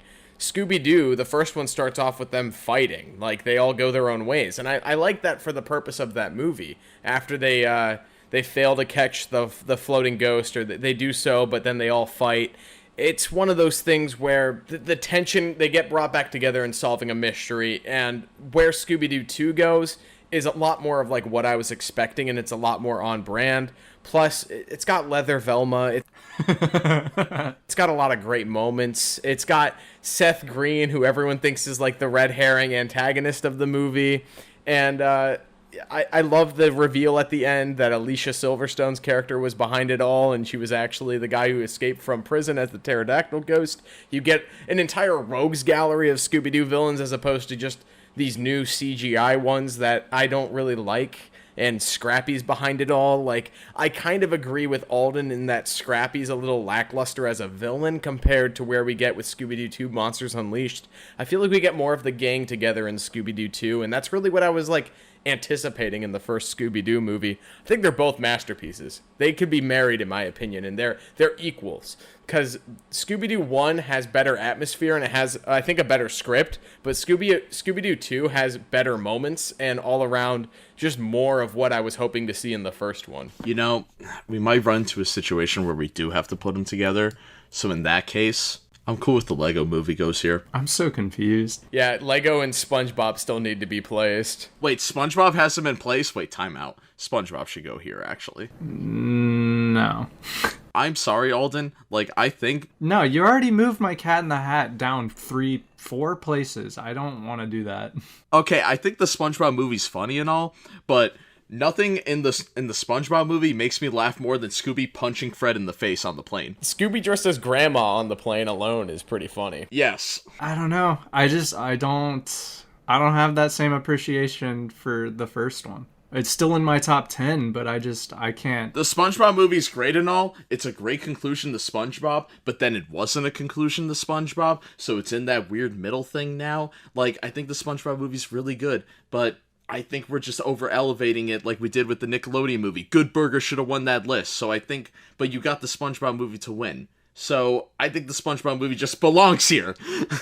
Good Burger should have won that list. If Good Burger should have won, then why didn't you watch it with me when I asked last week? Because I've seen the SpongeBob movie a million times. Or are you talking about Good Burger? I'm talking about Good Burger. I asked you if you wanted to watch it, and you left the call. That's probably at work. I don't know. You were in the Discord call. I doubt you were at work. I don't know. Maybe I was watching one of these movies for homework. I don't know. This is a mess. All right, so number 7, we have Cat in the Hat. Number 6, I think SpongeBob movie. We got to get rid of these locks eventually. I personally have Enchanted a lot higher. Enchanted's way higher. Enchanted's way higher for me, too. I'm sitting at Enchanted as my number 8, but the SpongeBob movie's my number 11, so I'm more of like, let's get rid of the SpongeBob movie. Okay. SpongeBob movie didn't really make my list. I barely felt qualifying for this list. I'm happy to see it here. And Wall-E qualified? All of these movies qualified. I'm telling you, I put together a list of like 48 movies that all qualified for this subgenre. All right, so SpongeBob movie number 6. Yeah, SpongeBob SquarePants the movie, right here at number 6. I think that's a healthy spot for it. I love that movie. I think it's aged really well. Love the Goofy Goober stuff. The finale's awesome. The soundtrack is really good. It's great. I feel like I always need to hate on this movie, but I really enjoyed the movie. It never sounds like it. All right, we're moving into the top 5 now. Things are getting messy. Paddington 2 is my number 5. I know it's getting omitted at this point. Shit's Kino. I mean, honestly, guys, like, we should do a commentary track of Paddington 2. Like, it has a lot of really funny moments. There's a great bit where Hugh Grant's doing, like, this elaborate musical number, and it's pretty wild. Hugh Grant's in the movie? Yeah. Hugh Grant was in the first one. He's in the second one, too. And Paddington really, like, it grows and it elevates. Like, I see why Paddington 2 is, like, a critic's favorite. It's a very crowd-pleasing family movie. It's a lot of fun. There's moments that are completely over the top, and it's very, very wholesome. But I'm the only Brit bong here, I guess. So it can be omitted. It's an honorable mention with the first Paddington and Osmosis Jones. What do you guys have at number 5 or lower that we need to place on this list still? I feel like both of you guys are very strongly about Scooby-Doo 2, so I have the Lego movie as my number 4. If we want to bump that down to 5, that's not a big deal to me. I have the Lego movie at 5, but I have the first Scooby-Doo and Looney Tunes Back in Action below it. That's not gonna happen. And Josh, you also have Enchanted below it too, yeah? Maybe looking back on it, I put Enchanted too low because I feel like 8 and above, not actually 9 and above, because Christopher Robin's my 9. I really like all these movies. They were hard to... The top 10 was really tough for me. Yeah, I agree. I was moving around stuff up until an hour before recording today. Where do you have Enchanted on your list? Enchanted is my number 2. Okay. Mine as well. I think what it does is using animation as like a framing device for the movie and bringing these animated characters that you fall in love with in a typical Disney format is very, very smart, and then bringing them into the real world. And I think it's absolutely hilarious. Like, James Marsden's character steals this whole movie for me as Prince Edward, as this like bombastic Disney typical romantic lead, strut in the middle of the city. I was just saying, James Martin's in like 4 of these movies. Yeah. Yeah, I was doing a little bit of research. Brendan Fraser is in 3 of the movies on that 48 list. James Marsden is in 3 as well. And then the only person who's in more is Bill Murray, who's in 5. And I don't think that's a coincidence. Those are real life cartoon characters brought to real life. I would like to see Enchanted go a little bit higher personally. I wouldn't mind seeing the Lego movie go here. Again, didn't make my list because it has that one live action scene that I think really is the centerpiece of that movie. But I love all the animation stuff. The way those movies look, mostly the first Lego movie, is exactly what I grew up watching on YouTube, was people making stop motion animations on whatever cameras they could get their hands on. And The Lego Movie really brought that magic to life in a way that I really didn't think it was going to. And I didn't think that movie was going to have as good of a script as it did.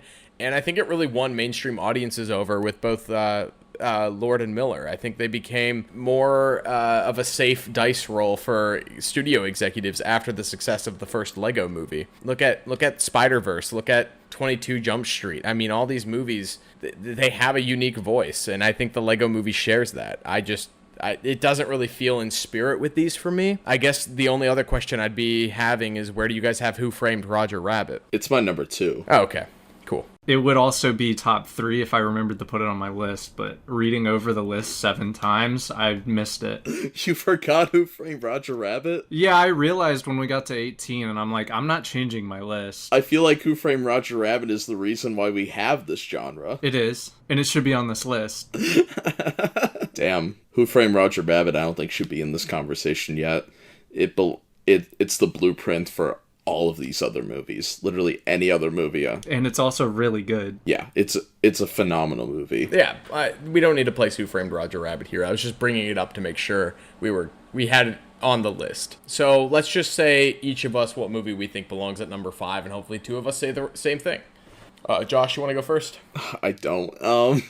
I feel like there's a strong thing about Scooby-Doo 2, even though that's my number 5, so I'm just going to say the Lego Movie. I think Scooby-Doo 1 belongs here. Alden, what do you think belongs here? We're at 5, correct? Yep. Yeah. My number 5 is the Lego Movie, but I also agree with you that Scooby-Doo 1 should go here. Scooby-Doo 1's my number 1. Scooby-Doo 2 is my number 1. All right. We're not going to place anyone's number 1 here. Does anyone have the Lego Movie at number 1? No. Lego Movie's going here at number 5. All right, cool. Do we want to sing the praises of the Lego Movie a little bit more, Alden? I think you have it the highest. It's Chris Pratt's best movie. I think that's a fact. Well, I don't know. Guardians 2 is pretty great, too. Yeah, he's pretty great in Guardians 2, actually. Yeah, you can make an argument for Guardians stuff, but like, I don't know. The Lego Movie, I think when I first watched it, or when I first like walked out of it, I wasn't too big a fan. I didn't appreciate it until probably a year later. I didn't even watch it again. I was just remembering it, and it was... Honestly, it's probably the best modern Will Ferrell movie. He's pretty damn good in this movie. Yes. Yeah, he plays the villain, and then he also plays like the dad in the live action scene. And So the villain. yeah, you buy both characters. This is definitely one that you can sit and appreciate more and more. Anybody who grew up watching those like Lego YouTube videos, Shout outs to Forest Fire 101. absolutely. I love Forest Fire 101. To this day, this man's making great content. Yeah, I feel like anybody who grew up watching channels like Forest Fire 101 is gonna love the Lego Movie because it felt like a They did a fantastic job with it. it almost felt like a finale to that genre of YouTube where it's like, this is what it could become, and it could become like a feature film, which was really awesome to see, I'm sure, for those creators in that. And I hope creators like Forest Fire 101 and that like get even bigger deals in that, because they're very talented people, and I think they deserve to get awesome jobs in the future too. Absolutely. Not about the Lego Movie, but I'd like to point out Tom Kenny is in 4 of the movies on the original list, including Revenge of the Fallen. Sweet. Lego Movie number 5. Number 5. I have 5 movies left on my list in the top 4. That's both Scooby-Doo movies, Who Framed Roger Rabbit, Looney Tunes Back in Action, and Enchanted. I want to see what the average lowest movie is here again. I think it's Scooby-Doo between both me and Alden, but it's also Josh's number 1, and Scooby-Doo 2 is Josh's number 1, or Alden's number 1. Yeah. Scooby-Doo 2, yeah, Alden's number 1. So it looks like this is a Scooby-Doo debate right now. Sounds like they might be marrying in a spot a little bit higher than the number 4. How high does everyone have Who Framed Roger Rabbit? You said you have it at number 2, Josh. I have it at number 4. Yeah. No, that's a hot take. It would have been in my top 3 if I didn't just completely misread it. Okay, so reading the room, then, it sounds like it's between my 1 and 2, Looney Tunes Back in Action and Enchanted. Which of these movies do we think belongs here at number 4? Enchanted, just because I love Enchanted. I think it's a great movie, but like when I think of this genre, I think of more of that Who Framed Roger Rabbit, Looney Tunes Back in Action type, where you have these 2D characters interacting with live action. And Enchanted, like, it has a great transition, but there's no interaction there. It's not a hybrid. It's more of like, this is the first act where it's 2D, and then the rest of the movie, it's all live action. You get the gist that it's this princess coming into, or showing up in our world. It's a great movie for that, though. I'm not knocking it at all. I'm not a hater on Enchanted. I think it's one of the most underrated Disney movies, actually. I'm super excited it's getting a sequel on Disney Plus or whatever, wherever it's going. Yeah, Disenchanted. They've got the whole main cast back: Idina Menzel, Amy Adams, Patrick Dempsey, and James Marsden. So hopefully they're able to make something to catch that lightning in a bottle a second time. I think it's one of those cult Disney movies that just... I don't know how it did at the box office. I'm assuming it did okay, but it definitely seemed like a bit of a risk, a bit of a dice roll. It pokes fun at the tropes in Disney princesses. And as a... when did this movie come out? 2007? Yeah, I was like literally an 8-year-old boy. Disney princess movies weren't really landing for me. I didn't see Princess and the Frog or Tangled in theaters. Those were the next two movies to come out of that Disney princess main line, because I think this movie really did it so well, where it's like, hey, let's establish a new Disney princess. She has, she's very much in the same vein as someone like Cinderella, where she's able to sing and talk with these like animals and stuff. But then they bring it into the real world. They bring them to New York City. And yeah, I think what this movie does so well is bringing cartoon-esque characters into the real world. I love the CGI chipmunk in this movie. He's fucking hilarious. One of the best scenes in the movie is when he's trying to explain that he knows the entire plot of the villain, and he's choking on an ice cube trying to imitate the poison apple. This movie, I can watch it right now and I will actually laugh out loud laughing. It's one of the funniest Disney movies ever made. If you have not seen Enchanted, please watch it. It's number 2 on this list for me for a reason, and I wouldn't have it any other way. But on this group list, it's number 4. I don't know. I agree with you, though, Josh. It doesn't blend that cartoon and live action element. It does tonally, but in terms of like the actual mediums changing and interchanging, it's a cartoon at the beginning, then it's a live action movie, and then it's a cartoon again at the very, very end. And that doesn't really land for everybody. It's definitely not as much of a hybrid movie like the rest of these. It's tonally 2 different stories. But I mean, you did mention the chipmunk, which is throughout. Yeah, he is throughout, but he's just... But also every movie these days has some kind of CGI creature. Like, we could have had the Guardians movies on this list then. Right. We could have had all of the Marvel movies on here. Yeah. And that wasn't the point of this episode. So I'm happy to see Enchanted make it this far. I'm happy it made it into the top 5. I can sleep well knowing I defended this movie to the grave. I don't know. I have two unplaced movies below it. I don't know. 4 just seems a bit low for something like Enchanted. The only other option is we place either Looney Tunes Back in Action or Who Framed Roger Rabbit lower. So I don't think we're doing either one of those. I mean... No. I'm fine with Back in Action going lower.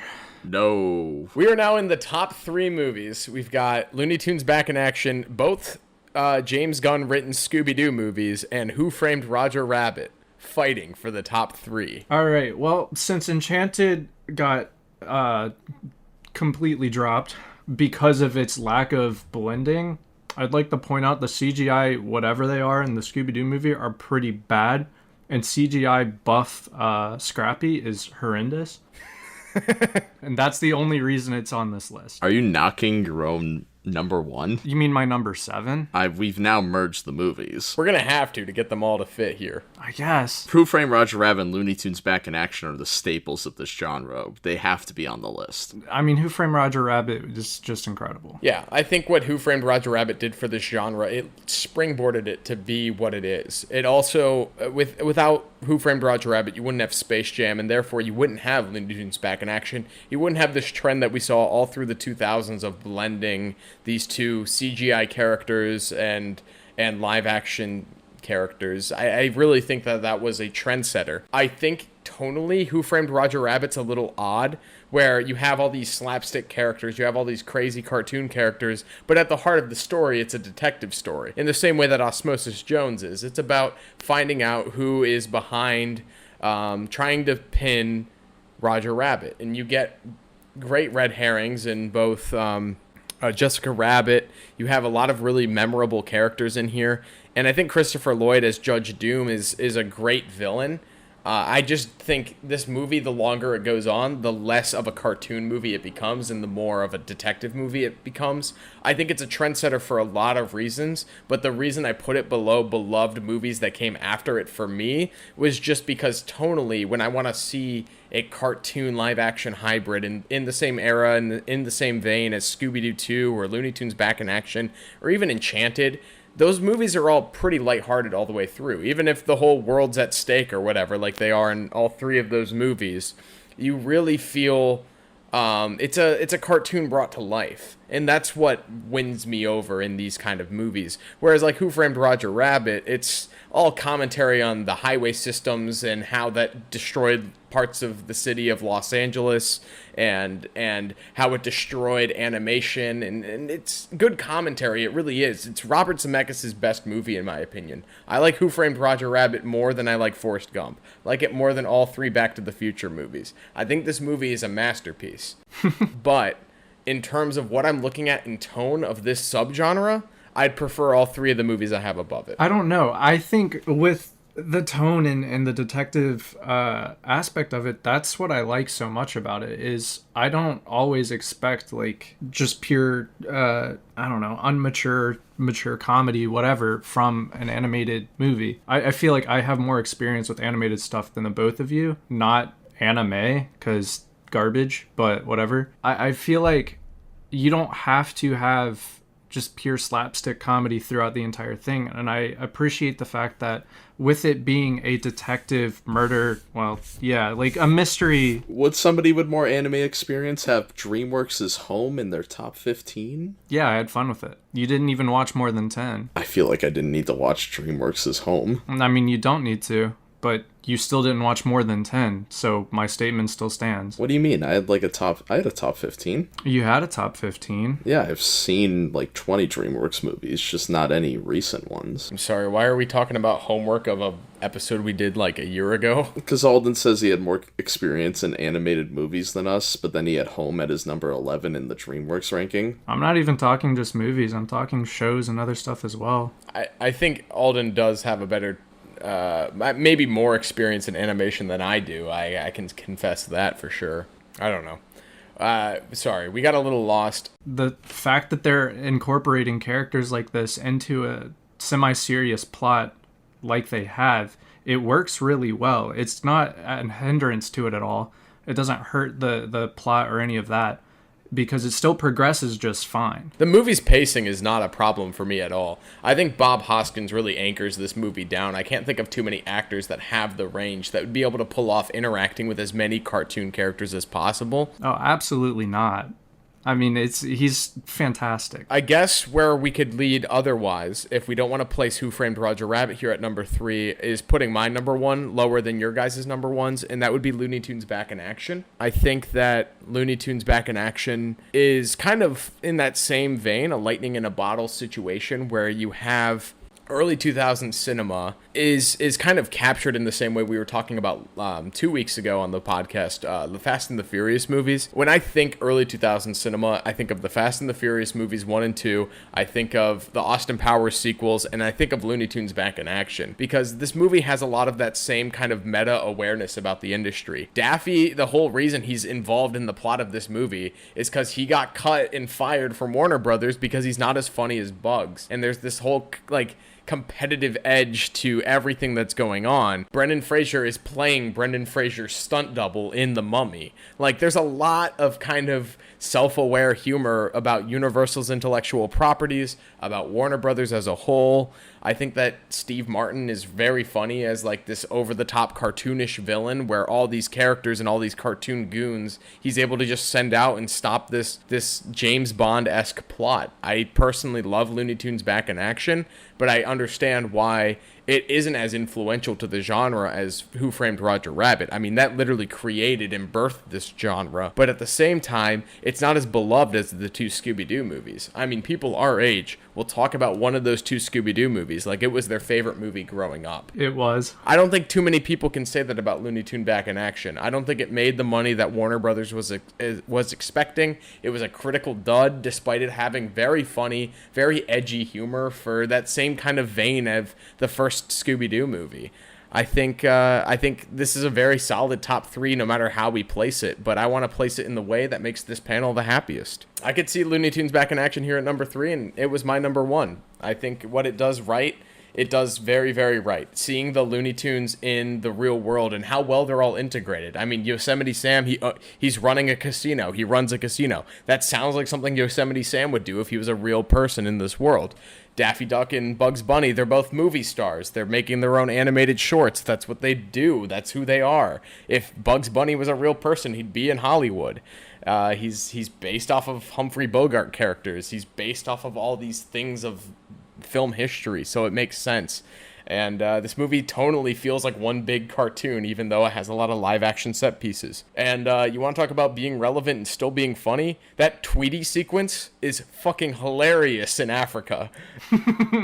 It's too funny for me to repeat. Like, literally, you couldn't say that today. I was listening to Nate's argument here, and I think you've swayed me. Yeah, I'm kind of on board. Maybe Who Framed does go at number 3. I think just our experience alone, when we watched it like 2 months ago or whenever, that elevates it enough. Just thinking back to it, which is also my first and only viewing of this movie. Again, I can't sing the praises of Who Framed Roger Rabbit enough. It birthed this subgenre. The fact that it's the only time we've seen Mickey Mouse and Bugs Bunny on screen to date, and it's probably the only time we'll ever see that happen again.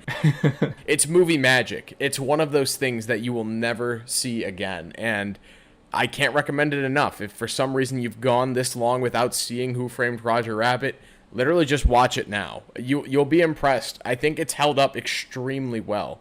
So Who Framed Roger Rabbit, number 3. We are now fighting the 2 Scooby-Doo movies married into one spot on our list up against Looney Tunes Back in Action. So both of you have detriments. Alden, you had Scooby-Doo lower out of your top 5, if I'm not mistaken. Yeah, just barely. And Scooby-Doo 2 is your number 1. And Josh, you're in the opposite predicament where Scooby-Doo is your number 1. And Scooby-Doo 2 is in your top 5? Yeah, it was my number 5. So let's fight it out. What are the high points and the low points between the 2 Scooby-Doo movies? And then I'll be interjecting with why Looney Tunes Back in Action is better. Kind of second-guessing my list right now for, like, the first time ever. Because the more I think about Looney Tunes Back in Action, the way, the humor in that, as much as I like the first Scooby-Doo, I think the first Scooby-Doo is a really fun time capsule for the two. You talked about how 2000s movies are. I think Scooby-Doo also belongs in that. It is the ultimate, like, 2000s movie. Sugar Ray has a musical song in this movie for some reason. Sugar Ray performs in it. The hair and costumes alone is very 2000s.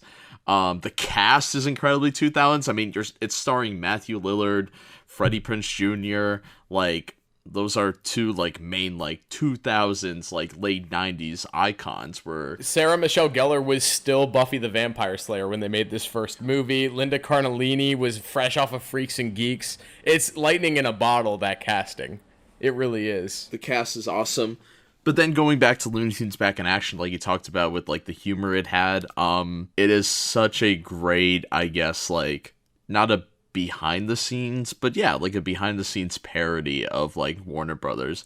And, like, it also had, like, callbacks to, like, Warner Brothers properties that I think are really funny. Like, they were shooting, like, looked like a Tim Burton's Batman movie in it, or it looked like Batman Forever or whatever. And there's a fun cameo in Looney Tunes Back in Action of the cartoon Shaggy yelling at Matthew Lillard, and it's great. The more I think about it, the more do we need to elevate Looney Tunes Back in Action, because it has kind of gotten lost in the shuffle of the history of, like, this genre, because Space Jam is very popular.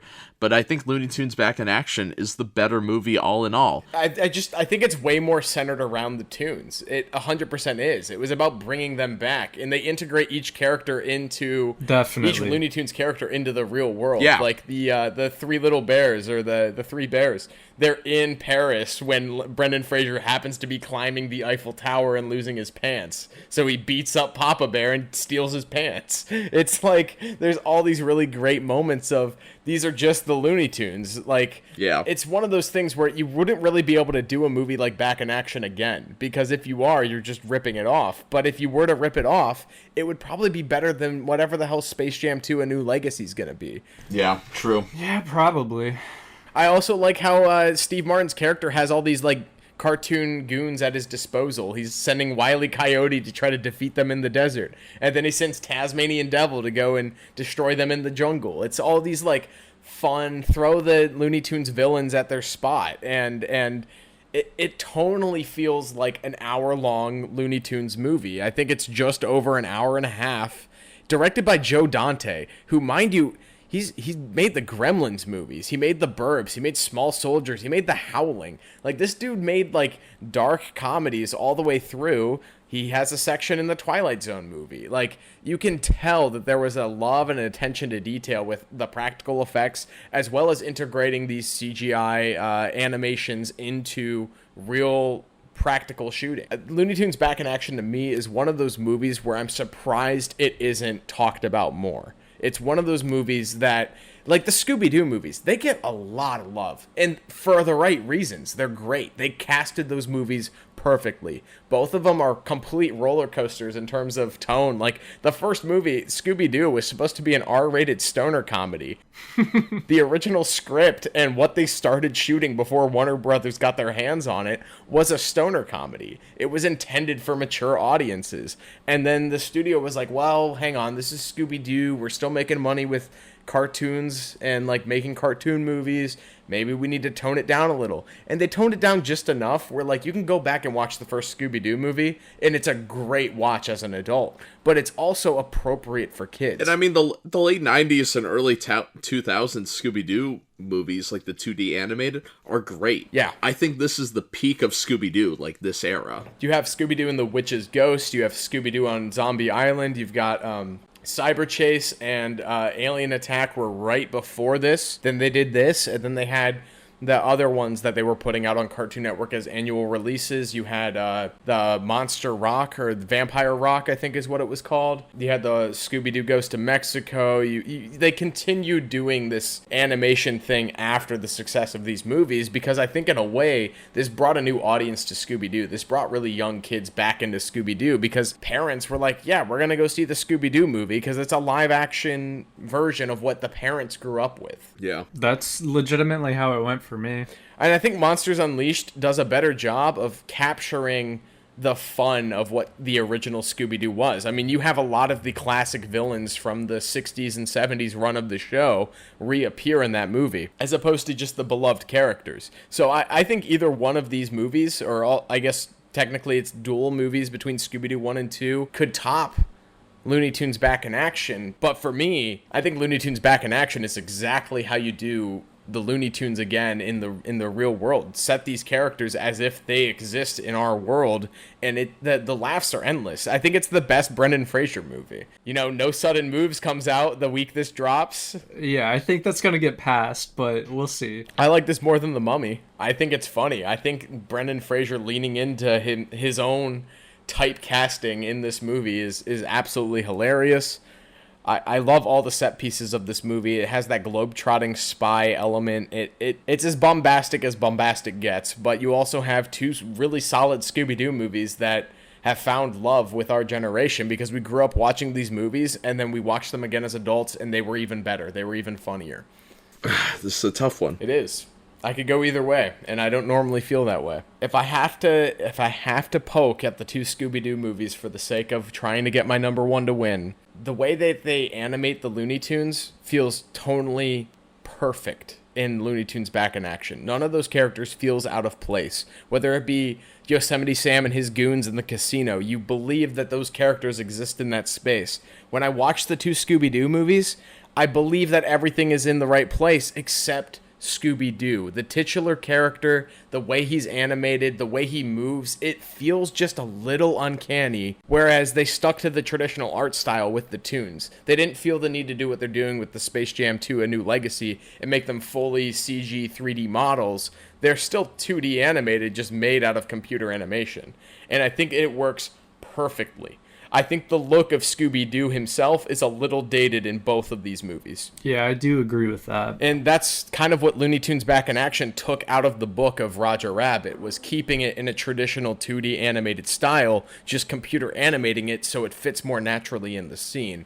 Whereas Scooby-Doo, they went with a full 3D model for Scooby-Doo, and it feels just a little uncanny, especially in scenes where he's riding on the back of a motorcycle with Shaggy in the first Scooby-Doo movie, or in the second Scooby-Doo movie when he's pretty much skateboarding on a fire extinguisher, putting out the slime monster. There's just a couple of scenes that feel a little too CG oriented that don't feel like I'm watching a Scooby-Doo movie. It feels like I'm watching any movie that came from the early 2000s. Beside those few moments, tonally, the Scooby-Doo movies are perfect. They're exactly what they needed to be. I do think the first one should have leaned into that R rating a little bit heavier, but it's great. It's perfect. When I was younger watching the first one, there was definitely a lot lost on me, and I think that has carried over to why I placed it so low now. It's just I'd never really appreciated what it was until I watched it like 2 years ago, I believe. For Looney Tunes Back in Action, I agree completely that the animation they used and everything they built around incorporating those characters, it works perfectly. I mean, you got the scene where I think they steal someone's car. The entire like street around them is so weird, and they took Jeff Gordon's NASCAR. Yeah. Yeah, the Jeff Gordon cameo is wild. What it looks like is an exaggerated Vegas strip. Like, it's everything about it works really well, and I don't really want to lean into putting Looney Tunes Back in Action above two of our first places, but you're convincing me. I think they convinced me. I think Looney Tunes Back in Action needs to be elevated here. I just want Looney Tunes Back in Action to make it a little too far in our end of the year bracket. Honestly, okay, yeah, you convinced me. The winner, Looney Tunes Back in Action. Yeah, I'd like to point out that Looney Tunes Back in Action had both Shaggies. They started with the original, and then they had Matthew Lillard as well, and there as himself. The new Scoob movie had neither of them. Yeah, Will Forte. I like him too. I think he was a fine choice, but you have two choices of Shaggy's voice that are just completely recognizable and have been used over the last 2 decades. Yeah, Matthew Lillard brought a lot to Shaggy, and like the animated team behind Warner Brothers kept him on to continue voicing Shaggy indefinitely. Yeah. I mean, both of these people were continuing to voice Shaggy until even this year, and Scoob just didn't use them at all. Well, we've been forgetting to do this in the last few episodes. We need everyone to read their individual lists. Before I read the group list, I'll move first. Number 25, Hop. Number 24, Garfield the Movie.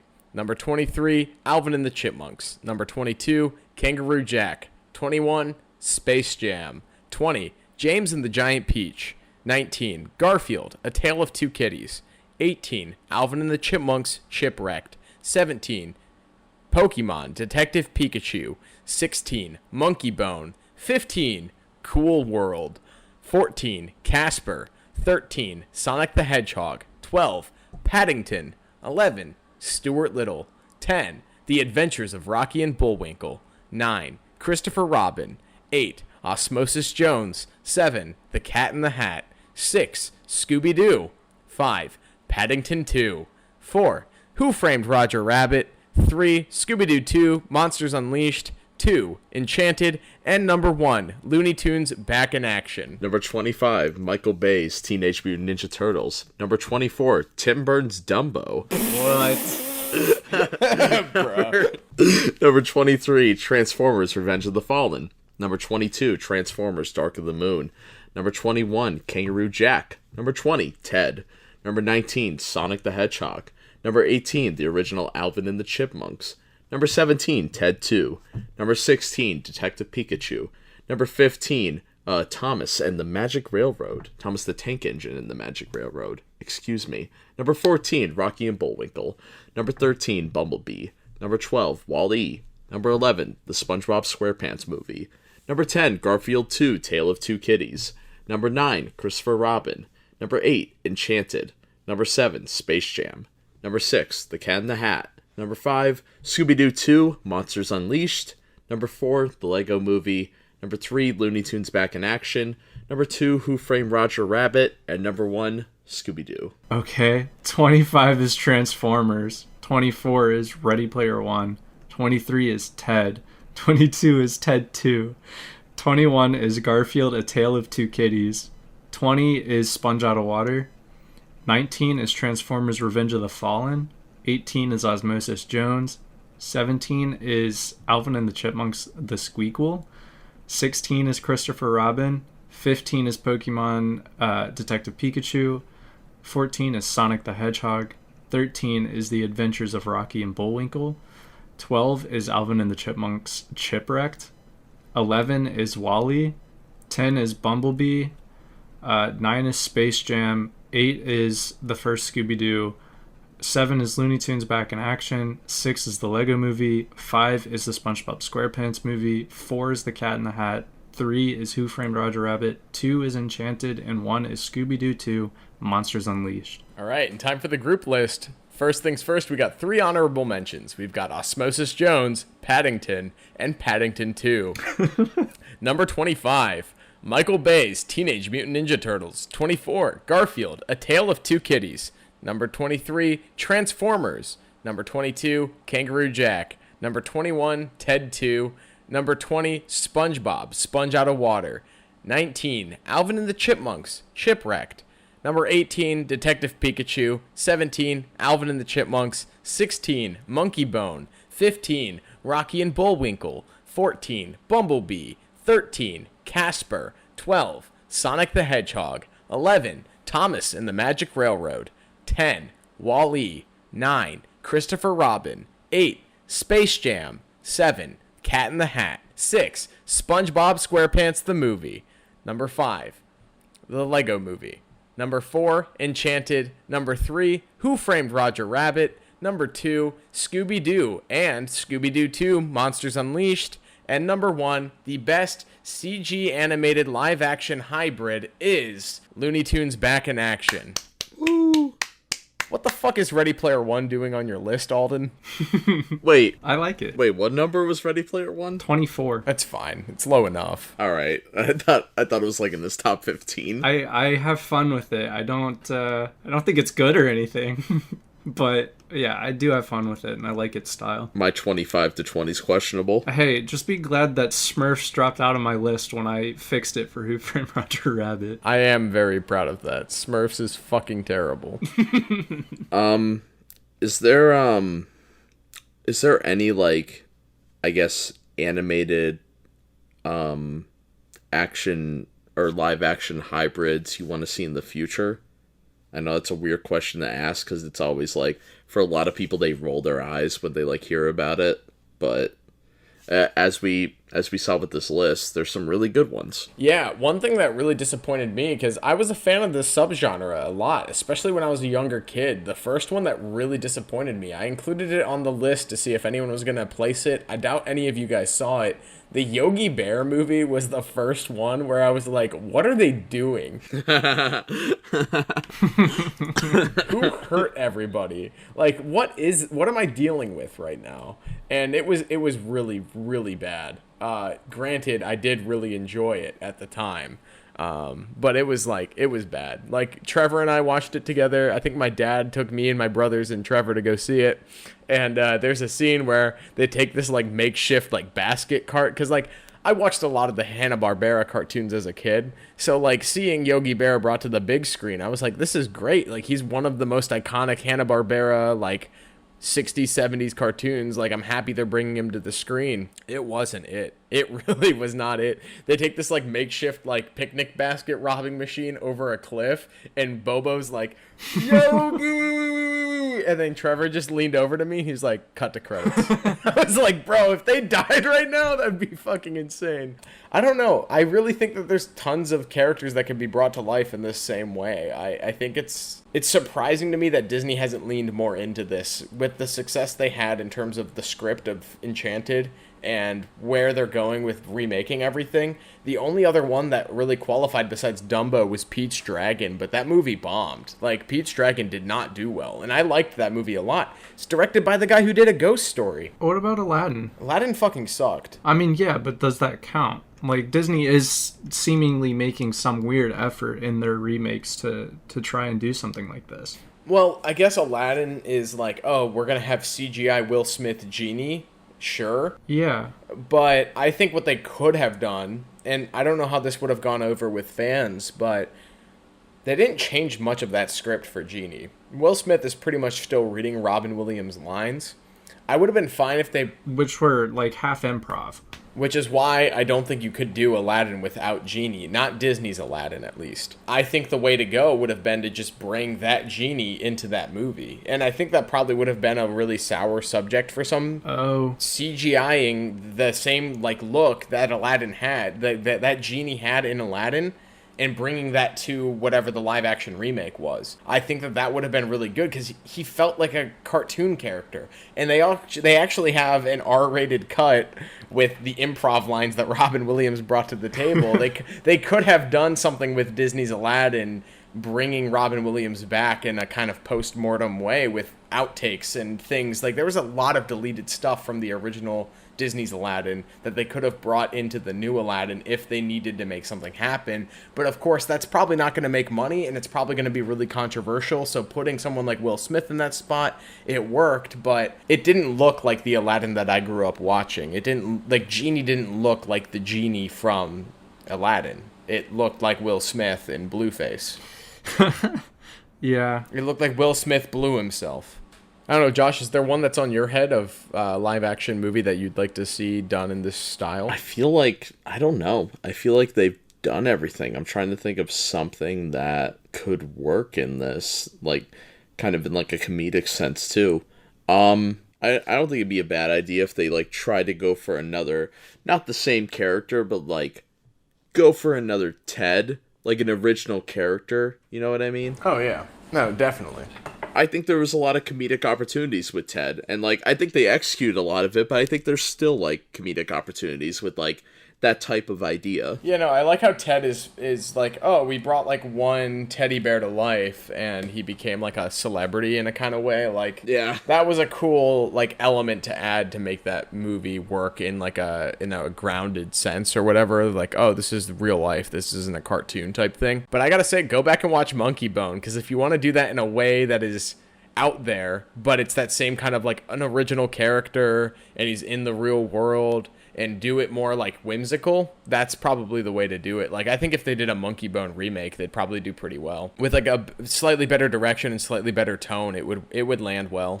Who would direct it and who would star in it? Well, I mean, Chris Pratt's in a couple of these movies, and I think his career's kind of hitting a real awkward lull right now. I think it'd be a good... Chris Pratt could be the main guy, and then you get some out there stand-up comic, someone who's not afraid to make some jokes in the same way that, like, Robin Williams did in the recording booth, doing voiceover work for the Genie. Find something that works and have the animators take it from there. Someone like that who does fast improv, can handle themselves under a hot mic and do good comedy. You just have them in that Monkeybone type role, and you animate around it. That's how this genre started. That's why Who Framed Roger Rabbit works so well. So you blocked it all out and you storyboarded it all, and you had a grounded, realistic character and a narrative to follow. It's such a fascinating genre because it's a genre that's only been around for so long, too. It's a more recent genre. I think Rango is pretty close to being a full-on, like, live-action movie. Like, in terms of how they did the motion capture for Johnny Depp's character and stuff in that movie. I mean, it's pretty much like if Buster Keaton were the main character of Chinatown. That's pretty much what Rango is. It's like, what if we put a slapstick character in charge of this big controversy of people taking away water?